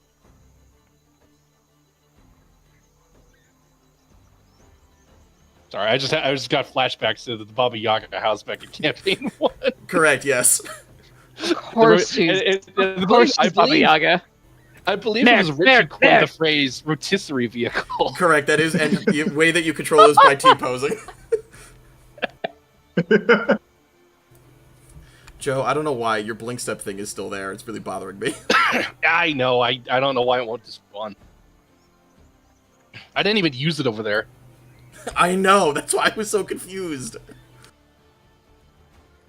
I used it outside the hut. I don't know. Yeah, whatever.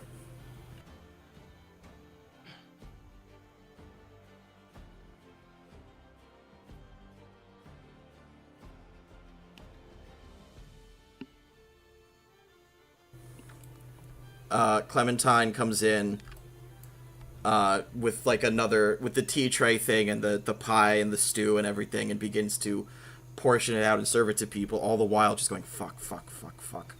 Okay, so what does it take to get this hut moving? A dead man, his breath, and the deeds that he did. Cautiously look at Galen. Low key, same. Fine. I mean, No, There's also they're around here somewhere. You have to take them and throw them in the fire, but... oh, you already have. Ah, these. got you. Okay. I was going to say there's also a dead Saurian outside. Yeah, but we'd have to get him though, without being suspicious. Remember, don't be suspicious. So, can I roll a perception check to see if I can spot these ingredients? You watch as suddenly Morven gives a much more hacking cough, and blood flies out of her lips and lands on her chest. Oh dear.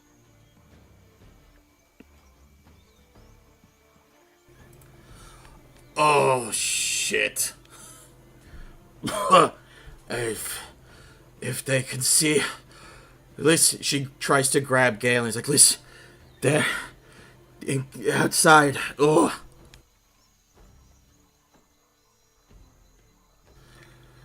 Oh, no. No. Fine. The ring. Everything. Listen. You... Oh. Oh, fuck. She only had 11 HP left? She was old, not tough. Can I attempt to roll a medicine check? You absolutely can. She's dead, Jolt! Jim. Clear!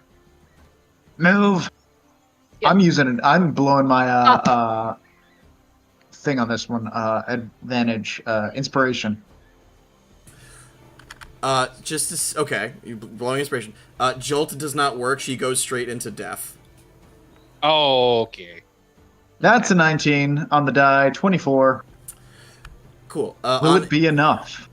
On a medicine check to bring her back? No. However, Petrus, you do identify the disease that she was suffering from.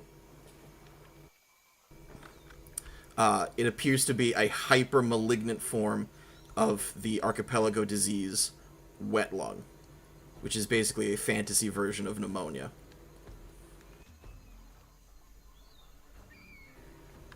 She was If it was fantasy, then she was drowning on dry exist. land.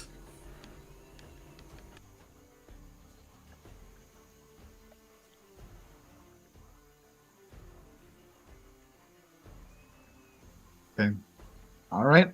Petrus is doing his best to apply any sort of CPR as he can, but she's gone.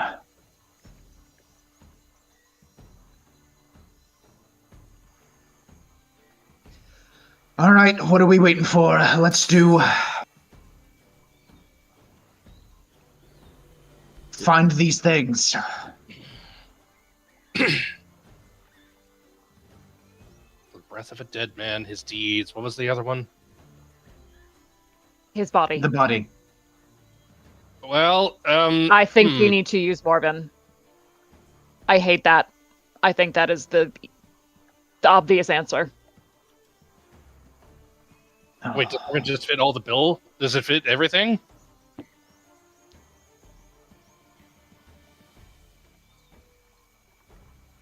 There's a body, this house, this hut is riddled with her deeds, and I'm sure her breath is somewhere. It's all over us right now.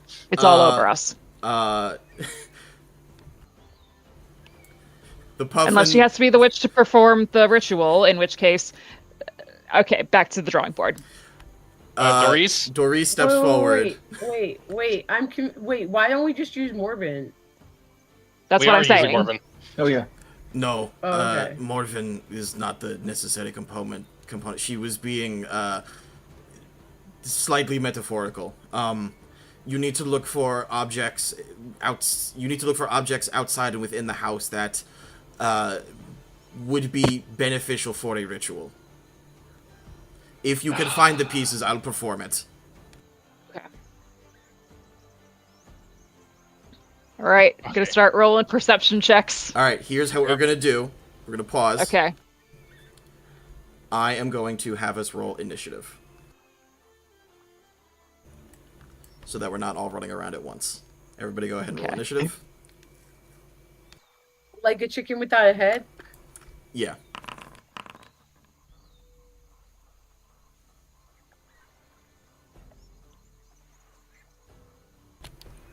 Okay, is anybody else looking for these things, or is it just you three?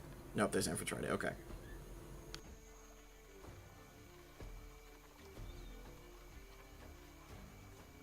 I'm also going to assume that Saren would be helping.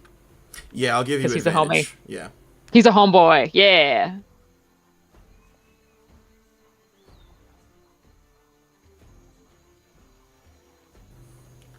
Galen, you gonna roll?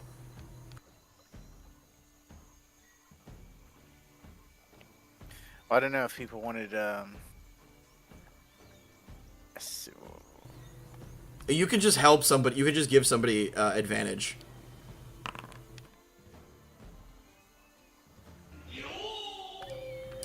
It's our boy Renji first. So perception check to see if there's anything that looks like what we need. Go ahead. Also and ask give him, me... Clem, do you know where she would keep this stuff? Look, there's so much shit in this place that I don't really know. There's so much shit in this place I don't really know what she's talking about. All right, well, let's just get looking. Can Miso give me advantage on this or no? I will say that Miso can give you advantage on that, yes.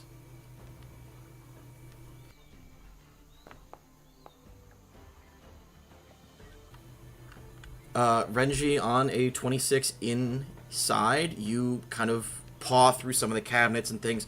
You don't see anything in here that would assist you. So, like this room, or are we going room by room, or like the hut itself?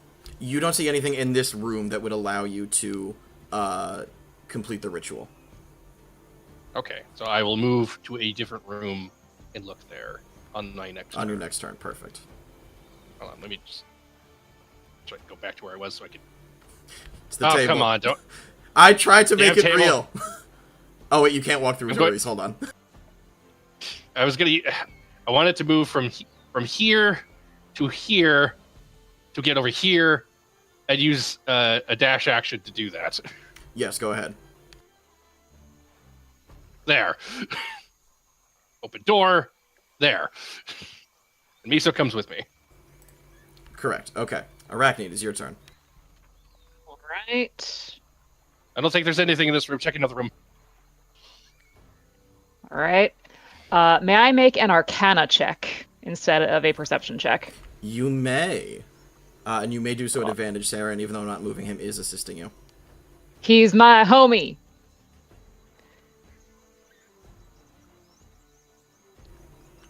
All 6. 6. Oh, you're cutting out bad. Hurt Oh. his balls. No, my I heard... Oh! yeah, no, my Wi-Fi just cut out for a second. Okay. Dang it. 26, incredible. On a 26 Arcana, Arachne, you're looking around, you don't see anything that would look like magical ingredients, and then suddenly, in a flash of non-bardic inspiration, Dead Man's Breath is the specific name of a flower, right? Like that rotting flesh type of flower, but on a much smaller scale. So you think that it would be outside. Look in the garden. The wind blows the door open.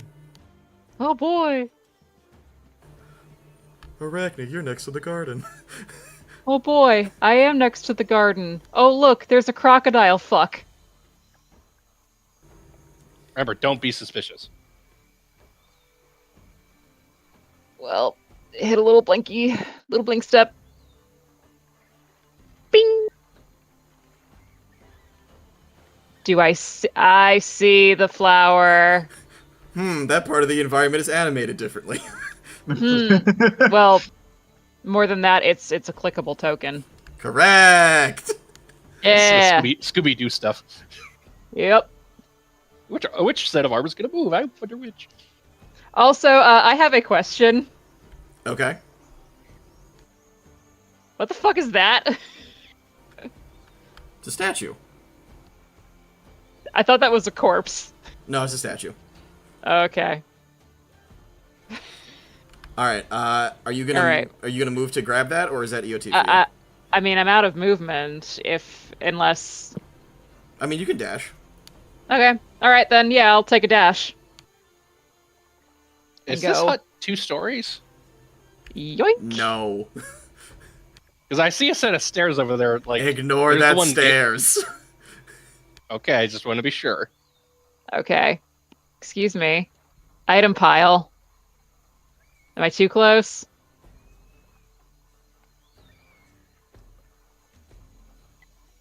It won't let me take it. Why?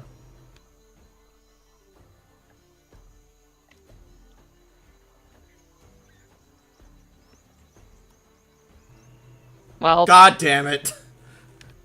I snatch it up and I fucking bolt back Yeah. and slam the door behind me. Hold on. I think I can fix it. Okay. Oh, I know what happened. Damn it.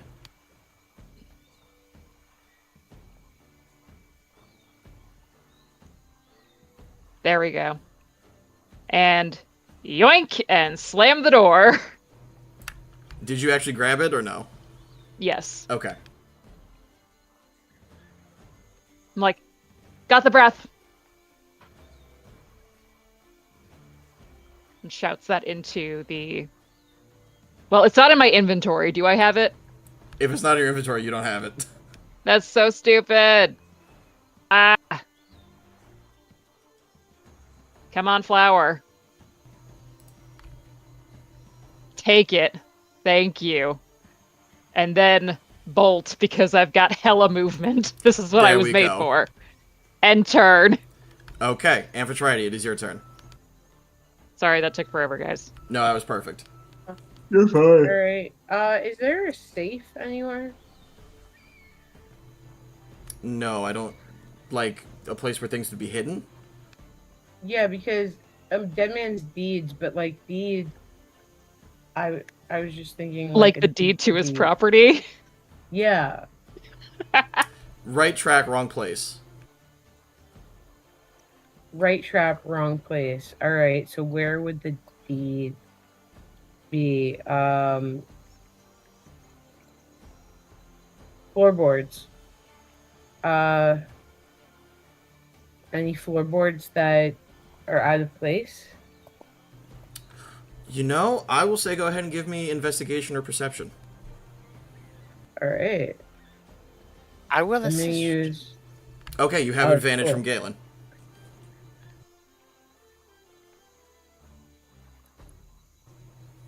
Oh, wait, did I just completely skip Galen's turn? What? I'm gonna use my inspiration because that was bullshit. Correct, yes.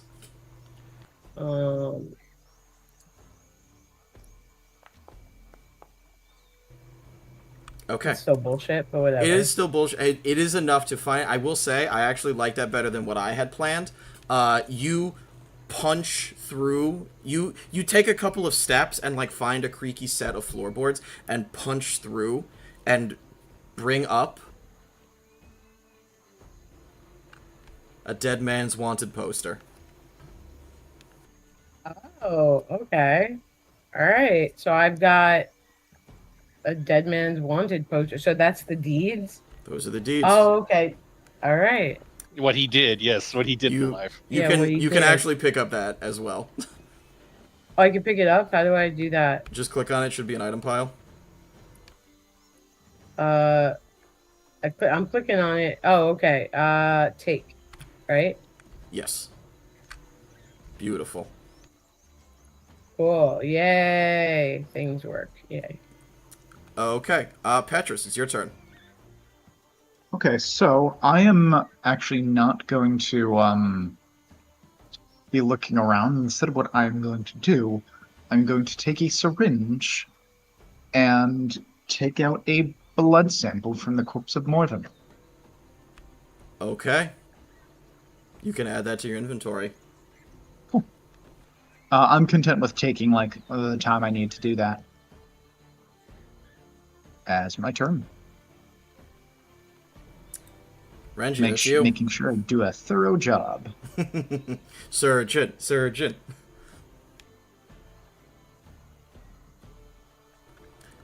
All right, Renji, that's you. How big is Miso? Tiny. How much can Miso lift? I'm gonna say not more than a mage hand, not more than 5 pounds. A 5-ounce dragonling cannot lift a 1-pound coconut. Correct. Does Miso even lift? Not yet. No, I know.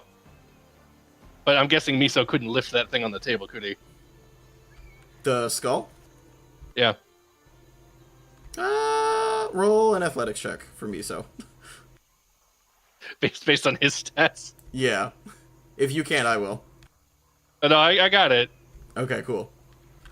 Oh, he's a -3 to strength, so. So no, I'm guessing not. I'm guessing no. Okay. No. On a, I was gonna say the DC is 5 for him. On a 6, he can do it. Hey, Miso. See that skull over there? Go get it and bring it back. Okay.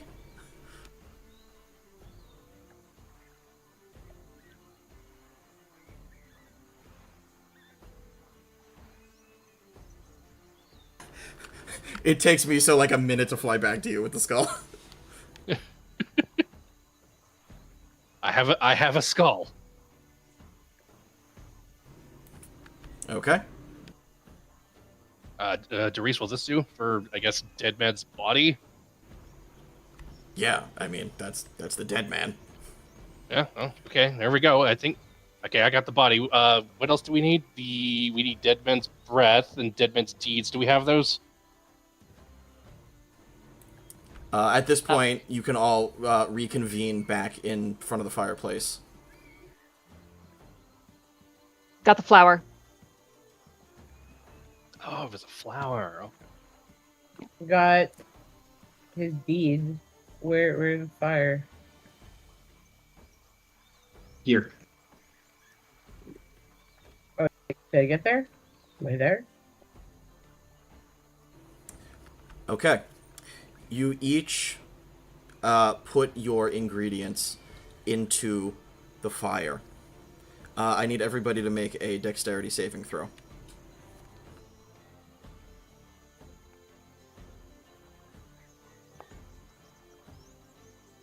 Man, I'm just rolling 2s tonight. That's the 3rd 2 I've rolled.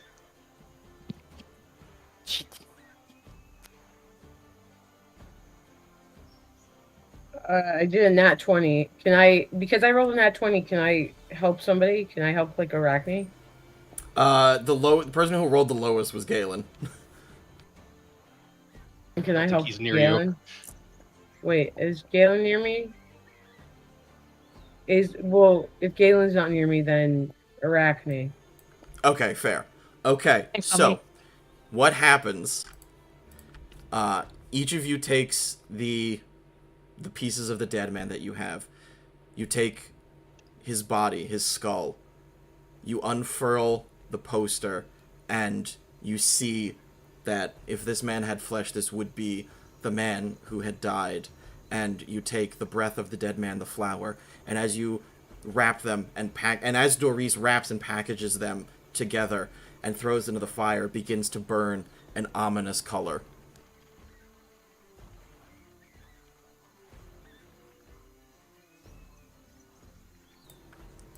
And as the heat of the flame intensifies, we are going to cut over to the ship combat map. Boy. Are we doing land ship combat? House combat? How's this? Are we all knocked unconscious or, like, Oh in my a trip God. that we are, like, tripping this? Oh, there it combat? is. There's the house. Here's how Damn, this is going Isaac to would have work. loved this. Oh boy. Oh boy. Here's how this is going to work. The hut moves at about 150 feet per round. You can use a bonus action to dash if you are driving. Only one person can drive at a time. The house has attack actions that act as equipment stations that take your officer action. You can only use a ship or an officer action on your turn. So, what this looks like is as the roots of the hut lift the hut off the ground, and the house just goes and begins to trundle forward. You do not see this at this time. However, I will let you as players know. Dreadmaw is here. Charybdis is off to the side of the island. Your goal is to get back to the Tide Ripper, which is on this little islet over here. You have to cross this bridge. If you do not cross this bridge in time, Dreadmaw is going to beat you there and blow it up.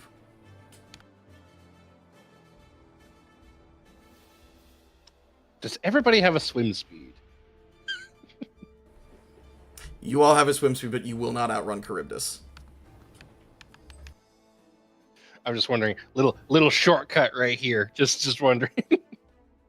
My legs, unfortunately, are in fine condition, so I hope I don't have to outrun anything on foot.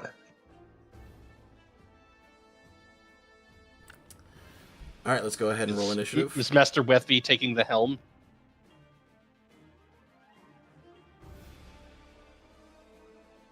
I don't think I was trained on chicken houses. Well, luckily Renji has land vehicle proficiency. That's really Perfect. funny. How the fuck did Charybdis get less than a 1? Holy shit. Oh, I see. Okay. Dem some low rolls. -6. It's a large It rolled ship. a It's hard to 6. maneuver. No, you're...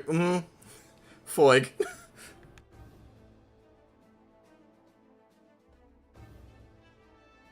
So Renji having land vehicle proficiency is like, what, you never driven a house before? Here, let me show you how it's done. Incredible. Okay. Renji's a huge fan of the Skull Island Witch House genre. How did you know? Isaac would have loved this shit. All right. Galen, are you driving? I thought Renji was. Yeah.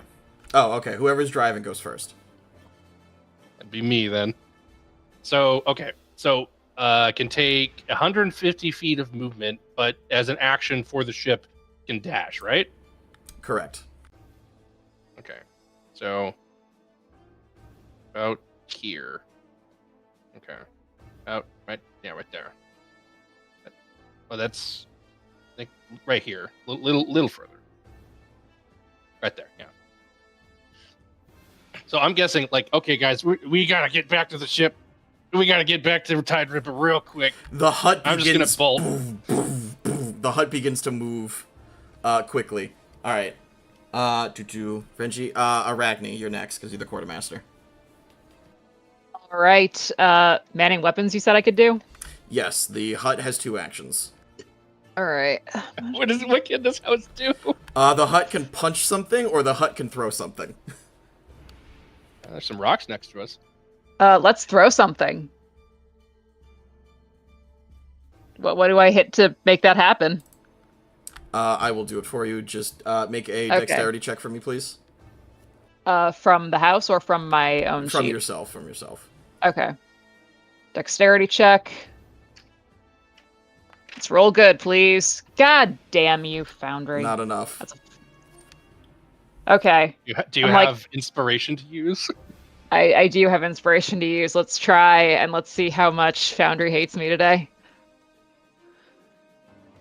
Hey! Hey! Not that much, apparently. Dirty 20. Okay, I'll take it. Okay, Charybdis only has an 18 AC, so that hits. Boom. We threw a rock at it.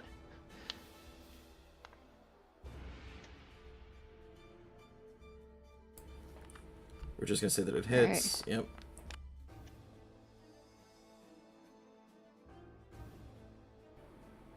Is it gonna roll damage? Maybe. Oh, okay, I see.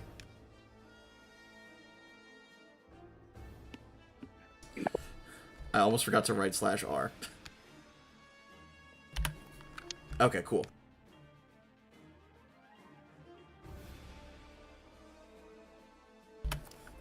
You huck a huge rock out into the water as the hut... But, like, much more bored, creaky sounding than jowly. Okay, Yeah. next up is Amphitrite as our bosun. Can I just do a dash? You are inside the house still. Unless you're... So can... What are you intending to do? Because right now, basically what happened was you guys picked the house up and ran away from Tiberos and his crew. Okay. How do I aid in that? You don't. That's a different encounter. We'll get to in a second.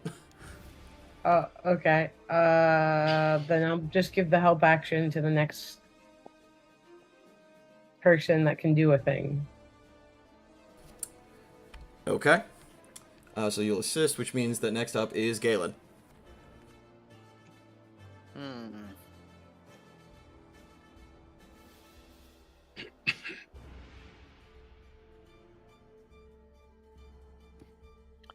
Let's see, like, as sailing master? I don't know if I can do it, but the sheet to the wind? Yeah, I think so. As your action at the start of the ship phase, you can put a little extra strain on the ship. You can move your ship an additional space before ship phase. Yes. Does it say that there's a check involved in that? No, it's because it's a once per voyage leg, which is weird. Because I have a separate sailing master thing for voyages, so. Oh, right. Okay. Oh, yes, I see. Okay. Yeah, so you can move your ship an additional space. But that's only, like, one... That's a 50-foot move, you know what I mean? Oh, yeah. Every little bit helps, though. Okay. Anything else on your turn? Or no, that's a ship action, so you're good there. Yeah. Okay.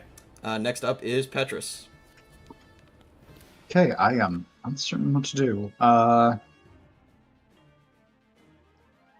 Can I also help chuck a rock or no? Yeah, you can use your action to make the ship have the ship make an attack. Sure, yeah.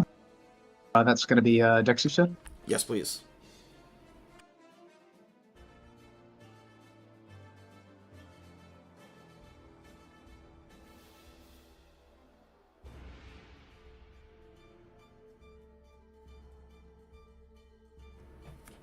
Very much a It's a success. 19.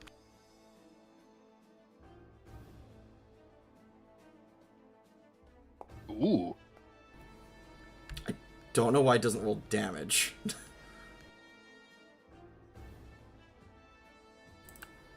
Oh, I see. Okay. That very much hits. I don't. That's not a detail. Okay.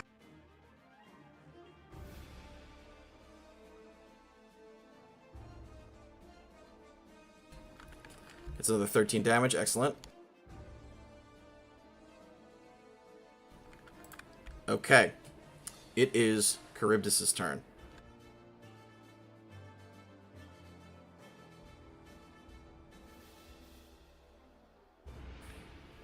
That's not right.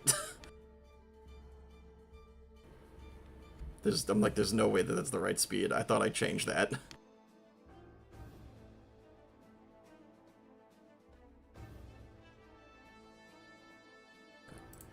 Okay. Charybdis is also going to take a dash action.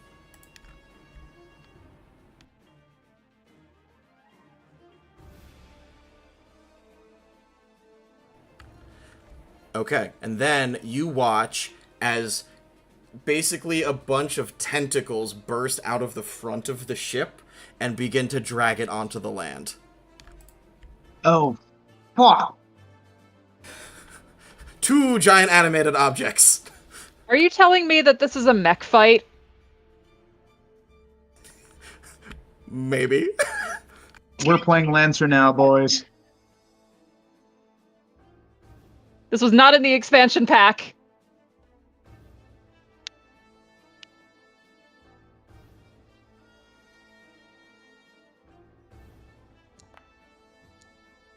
I'm gonna castigate the enemies of the Godhead. Okay, the cannons fire, boom, boom, and thud into the side of the house.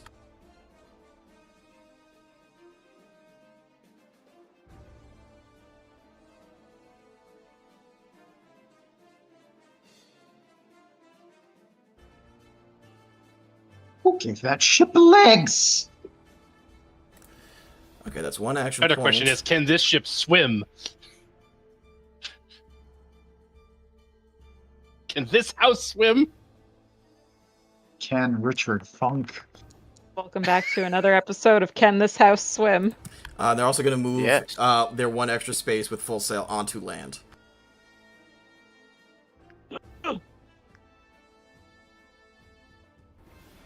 Okay, speed is reduced while on land, but they are still able to do stuff. And that is back to the hut. Your turn. I'm guessing. Well, okay. This is a big. Oh fuck! It has legs. Let's get. Okay, I have to ask. Can this house swim? House does not have a swim speed. Doesn't mean... Well, ships normally don't have a land speed either. Want to be clear, doesn't mean that it can't, but it will, basically be half movement. I don't know, guys. Do we risk it and try to shortcut, get to about here, climb these rocks, and then jump over? I mean, the rocks would probably count as difficult terrain. I know, but is it worth it though? Or should we just try the safe path for the bridge? I hate what I'm about to say, but I'm like, let's do the encounter as the DM intended and get to the bridge. No. All right, well, right there then. Sorry. No, I love it. Listen, if I thought there was a way for you to break the encounter, I thought that would be really funny. Oh. Then go ahead, break the encounter. I don't know if you can. You let me rephrase. You can certainly try. It'll be quicker, even if we're taking half movement, it'll be quicker to go through the water. Right, so we were roughly about here-ish. The line was still there, so. So we would have to go this way then.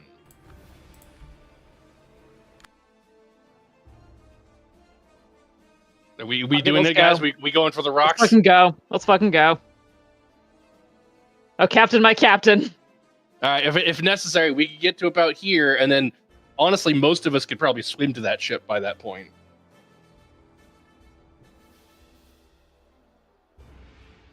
And whoever can, I can pull out Clip Clop and double up at least one extra rider.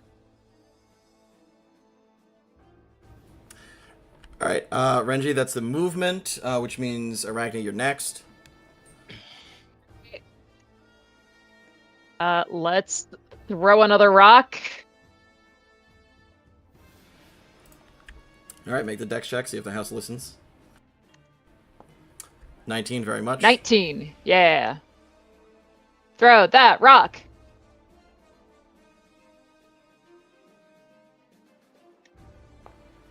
That's a crit! Oh, yes.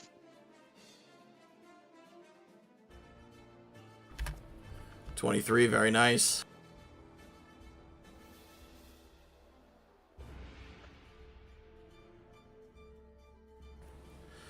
Okay.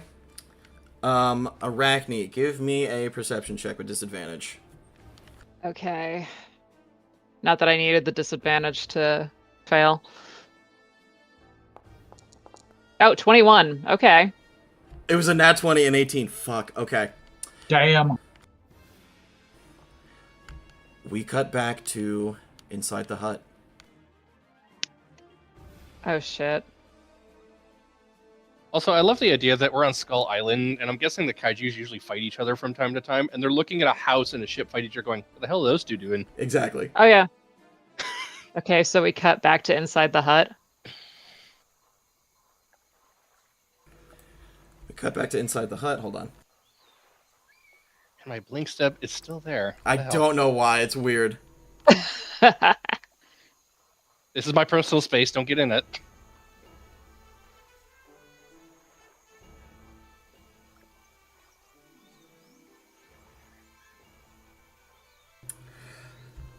Arachne, you feel a dagger pressed into your back as Clementine leans over and says, if you want your friend Galen to continue living, I suggest you give me the rest of your husband's research. And that is where we will end our session for this evening. Betrayal! I knew I didn't trust this bitch. All right, we're going to go ahead and take a quick break. We'll be right back so everyone can beat the shit out of me. Oh!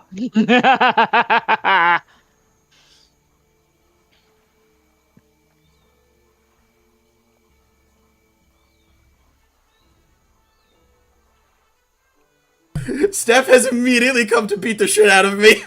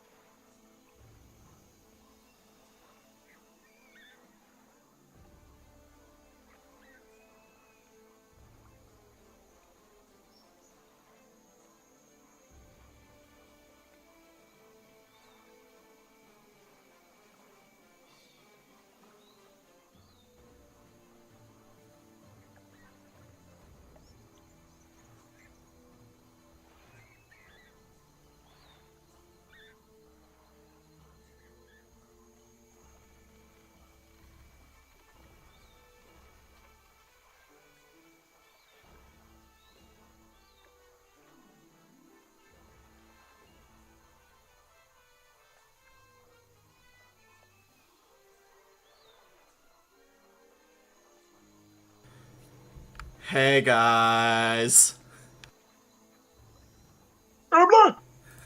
How's everyone doing? I thought you were coming. I thought you weren't coming back. I thought Steph killed you. She did, yes. No, But I'm I glad it got lived. better. Wait, so you That's a died? pre-recording.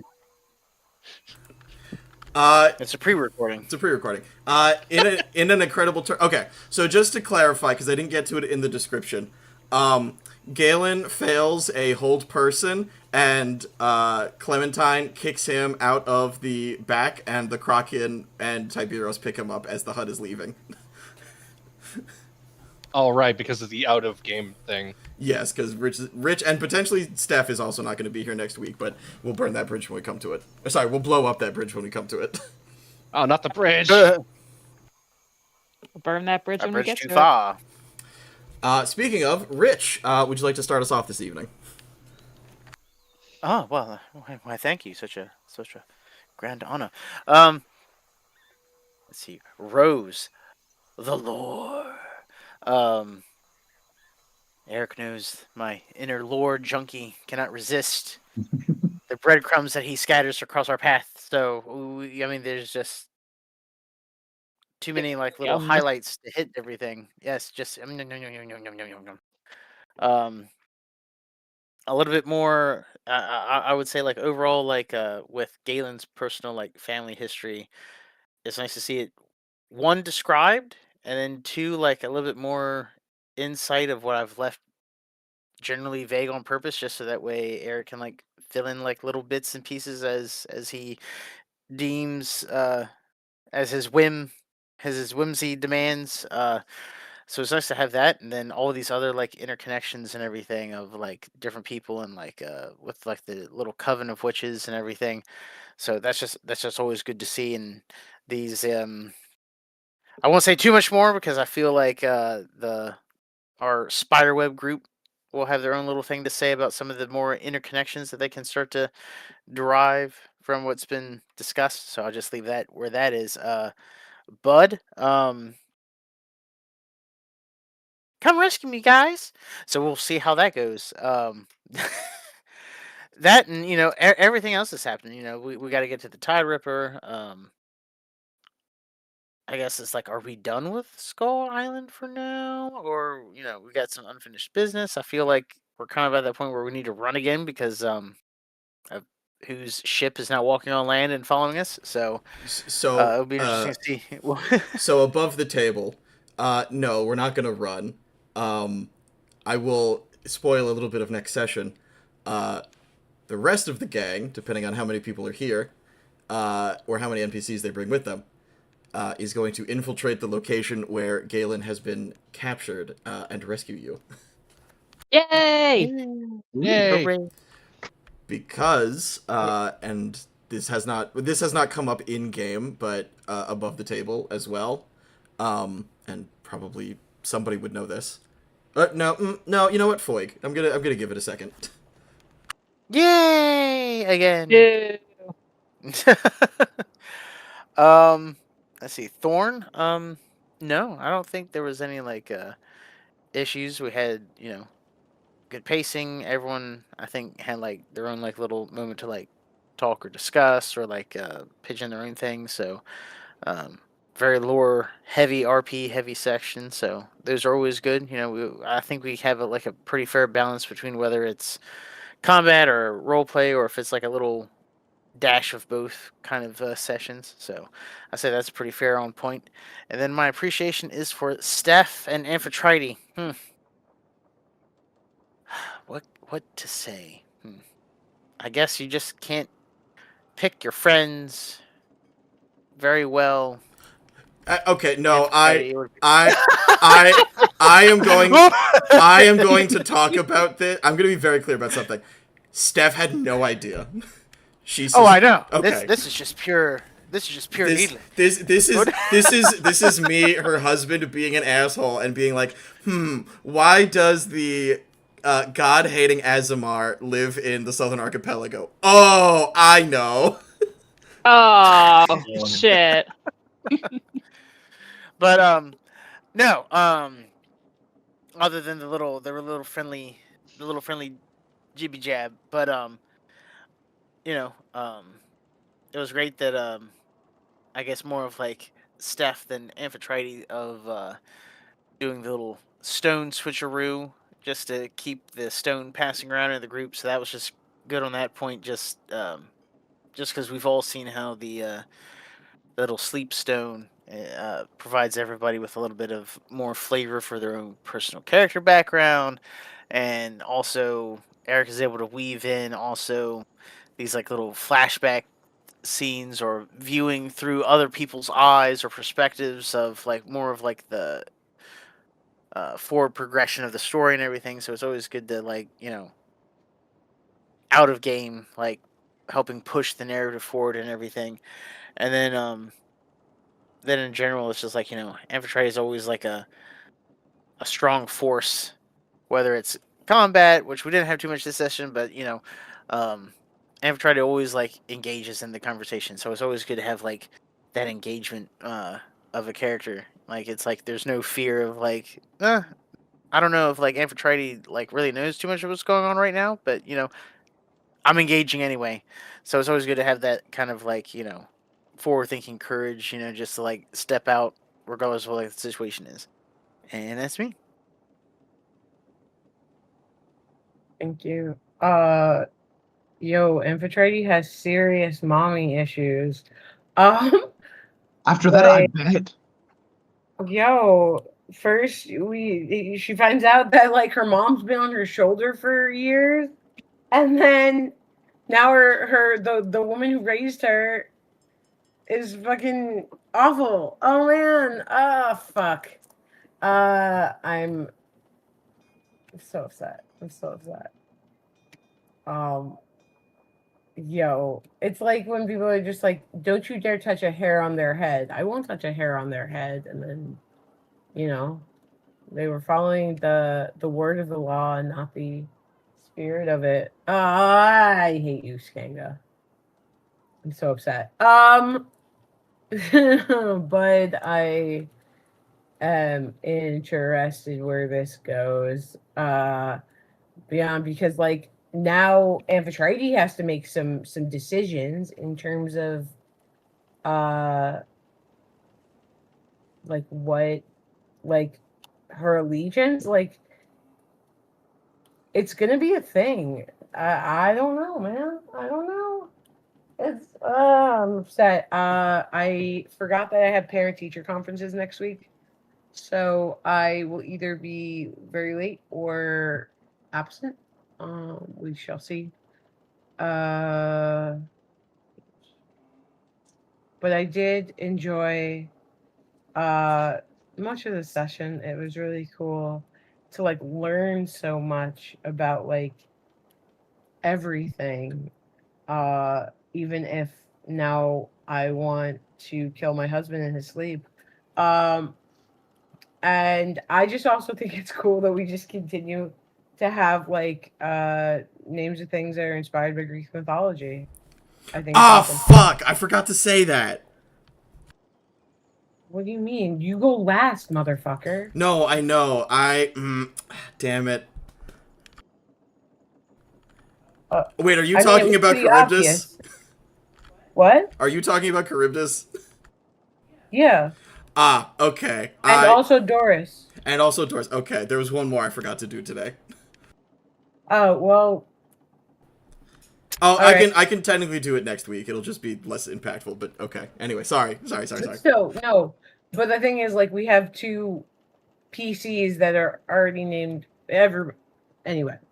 My appreciation is for Steve and Petrus, and I love that you are our doctor, and I think it's bullshit that even though you rolled a 19 on the die, you could not save our friend, or at least our not enemy, Morgan.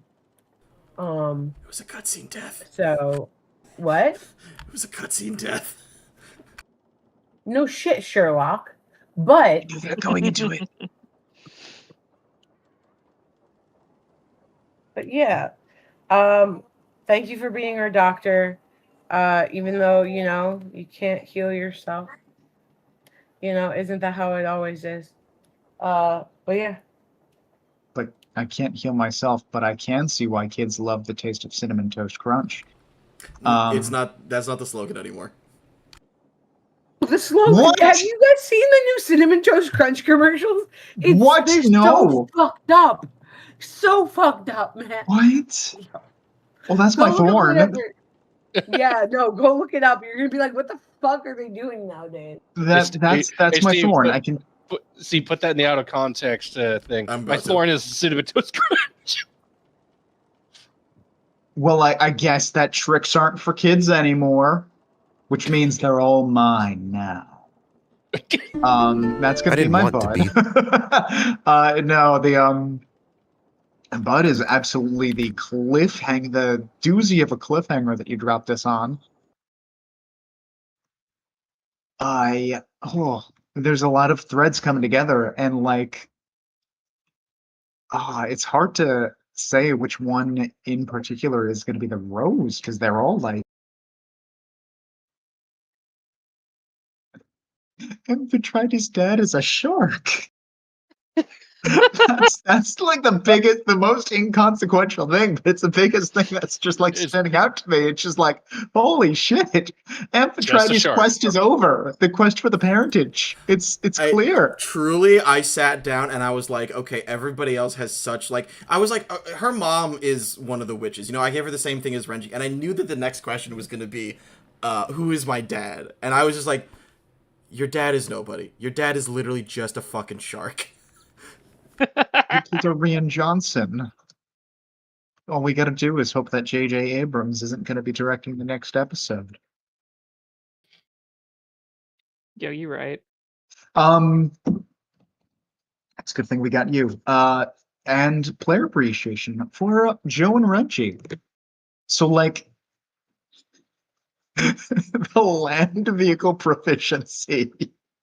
I don't know if that was just something taken from the background or a class thing, but the fact that you had it, and I hope it was a conscious choice, because I love the fact that it came into play and you were the one that had it. I love little throwaway things like that. Oh, I don't need this for a pirate campaign, and lo and behold, taking the helm to pilot a house. It came from the background for being a house agent for House Hane. Even so, you chose to take that background, it came into play. Yeah, no, I had no idea I was ever going to get a chance to use it, and well, lo and behold. But yeah, that is going to be me. Thank you. Yeah, I'm pretty thrilled about that too. There's lots of good stuff in here, but it's maybe I'll piggyback off of Mr. Webb's appreciation and turn it into my rose. I'm glad I took land vehicle proficiency so that I could drive a house. Yeah. So many great quotes from this session, guys. This is just the Stephen Wright bit where he's like, I put my car key in my front door and I turned it and the whole building started up. Yep. Oh, do you not know that bit? I'll post that bit. It's he's such a good stand-up. But I will do similar bud to everybody else. It's just okay. Wow, the things are happening. We have Clementine turning on our party. Morven's dead. We don't know if we can make her come back. Maybe. I'm wondering, can you just shove I live in a house that's on a median strip of a on her highway. finger and have it activate? I don't know. We'll find out. Good, Maybe like not. it. Who knows? The only thing I don't like and about then we're losing Galen next session, and we have to go on a rescue mission. It's I can't narrow it down to one bud. There's too many things happening. Thorn, honestly, I don't think I have one for this session. Even Foundry seemed to be behaving itself mostly. Yes. I mean, little blink steppy thing, circle thing, but it's such a minor thing. I'm not even sure it's really worth commenting on. But yeah, Foundry was working properly. I will do another tiny rose. Tiny roses that got Miso to be able to spawn properly. and his icon is just small enough that if I put him directly in the middle right corner of Reggie's portrait, it looks like he's sitting on my shoulder. Yeah. Yeah. And so my appreciation is for Sam and holy expositions, Batman. Yeah. We got some more lore stuff going on for you. It's like, a good talk, a friendly character from your past coming back Yeah. is good stuff. Good exposition.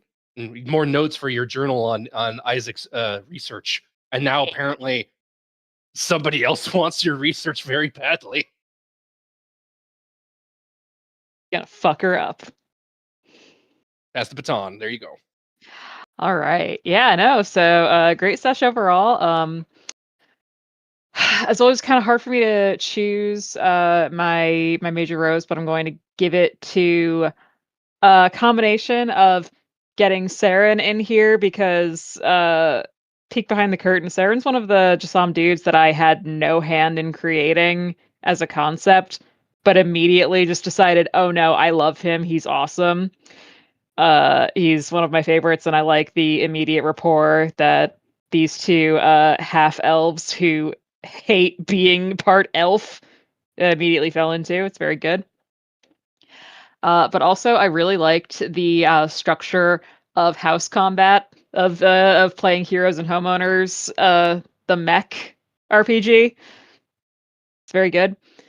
But no, I like that structure. I like I don't know. I like when we do things in initiative order that are not necessarily combat. I think that makes very interesting use of skills, and I like the use of it. Again, no real thorns. As much as I hate when Foundry doesn't let me roll particularly well, I'll accept that. Somebody's got to get picked on, and today it was me. Hey, well, the inspiration kicked in. Yeah, that's true. The expiration was good, and it made everything good, and I liked it. My bud, kicking Clem in the face because fuck her, man. And also, I'm, looking forward to the rescue Wethby mission. That's going to be a good time. I like a good rescue mission. I don't like straight combat. I like weird puzzles to do, and that includes how do we rescue our friend. It's gonna be good shit. And that's gonna lead me into my appreciation for our very own Rich and Galen Wethby. So, one, I really enjoyed your scene with the Crystal of Exposition, and just getting to know more sort of about Galen's backstory and his experience from his perspective. But one thing that really stood out to me was in the conversation with Renji, Galen took note of Feather and Mountain, the sword and scabbard pair, and that's we had this bit back in campaign 1 that Dulgrin saw everything and said nothing. Galen kind of also does that, but I appreciate seeing that little moment of notice that it's not that he doesn't care or doesn't notice. It's just he's kind of a weird dude on the outside, but I like seeing him showing that he pays attention because he kind of does care about these weirdos. We love a weird dude. We love a weird dude. We love a weird dude. We keep making them. Yeah. We made so many weird dudes. God, I love our weird dudes. I love our weird dudes. Has to be a campaign. All my dudes are weird. Has to be a campaign All my dudes where are we weird, just play weird. either a far future or a far past version of the Jasam dudes. We're just a cabal of wizard bros. They're just weird wizards. We love dudes. And that's me. Okay. No major thorn. I'm going to start with my thorn. No major thorn. I think actually my biggest issue was how the reveal of Clementine went down, just because it's something that I had been planning in my head for months, and then I completely forgot to do it properly because, fun fact, the snacks were poisoned. Oh. And I got so caught up in the moment I forgot to do that. Huh. So if you had eaten the snacks and then... I kind of did things out of order in order to put a sense of urgency in the party, and that was honestly just intentional. That was just like, okay, we're flowing, and this is happening, and we're flowing, and this is happening. But I'm glad that, like, that doesn't always come through, or at the very least, it's innoticeable is not a word. It's not noticeable. Right? Like, everyone still has a great time. Seamless. Conversely, my Rose, I have been planning this shit for months. I can finally talk about it. I was dancing on my way to the bathroom because I was so happy. Oh my god. Steph was like, I have made this character. You can do, kind of with her what you will. And I sat down and I asked myself, why is an Azimir who hates the gods hiding in the archipelago? And the answer is, because she has the rest of the dead wizard's information. Oh. Fucking bitch. Yeah. I didn't know that. Yeah, baby. We're gonna kill her so hard. Yeah, that's why she's kidnapped, or about to kidnap Galen and Arachne. Again. I don't want to burst your bubble here, Skanga. Blink step. Yeah, no, she's gonna try, but she already has Galen, so the problem is now... Oh, okay. So now, because, like, the thing is, Rich is not gonna be here next week. So Rich, unfortunately, does not get a say in whether or not he gets captured or not. You completely understand that's gonna be a different thing. But you will blink step, turn around, and see that Galen is on the floor falling out of the hut as Tiberos picks him up. Like, you know what I mean? Yeah. Like a whole thing is happening. The whole thing is happening. But you lost to Westby. Yeah, exactly. I will not lose to Bereft of Westby. We will not be left bereft of Westby. Bereft. No, anyway. So that's, I just fully, what I did to set up this campaign was just ask myself why questions and then write because and then see what happened. And here we are. I cannot wait to show you guys the campaign notes for this campaign. And then my bud is next session, stealthing through the location where Galen is going to be taken is going to be fucking excellent. I'm very excited to see that.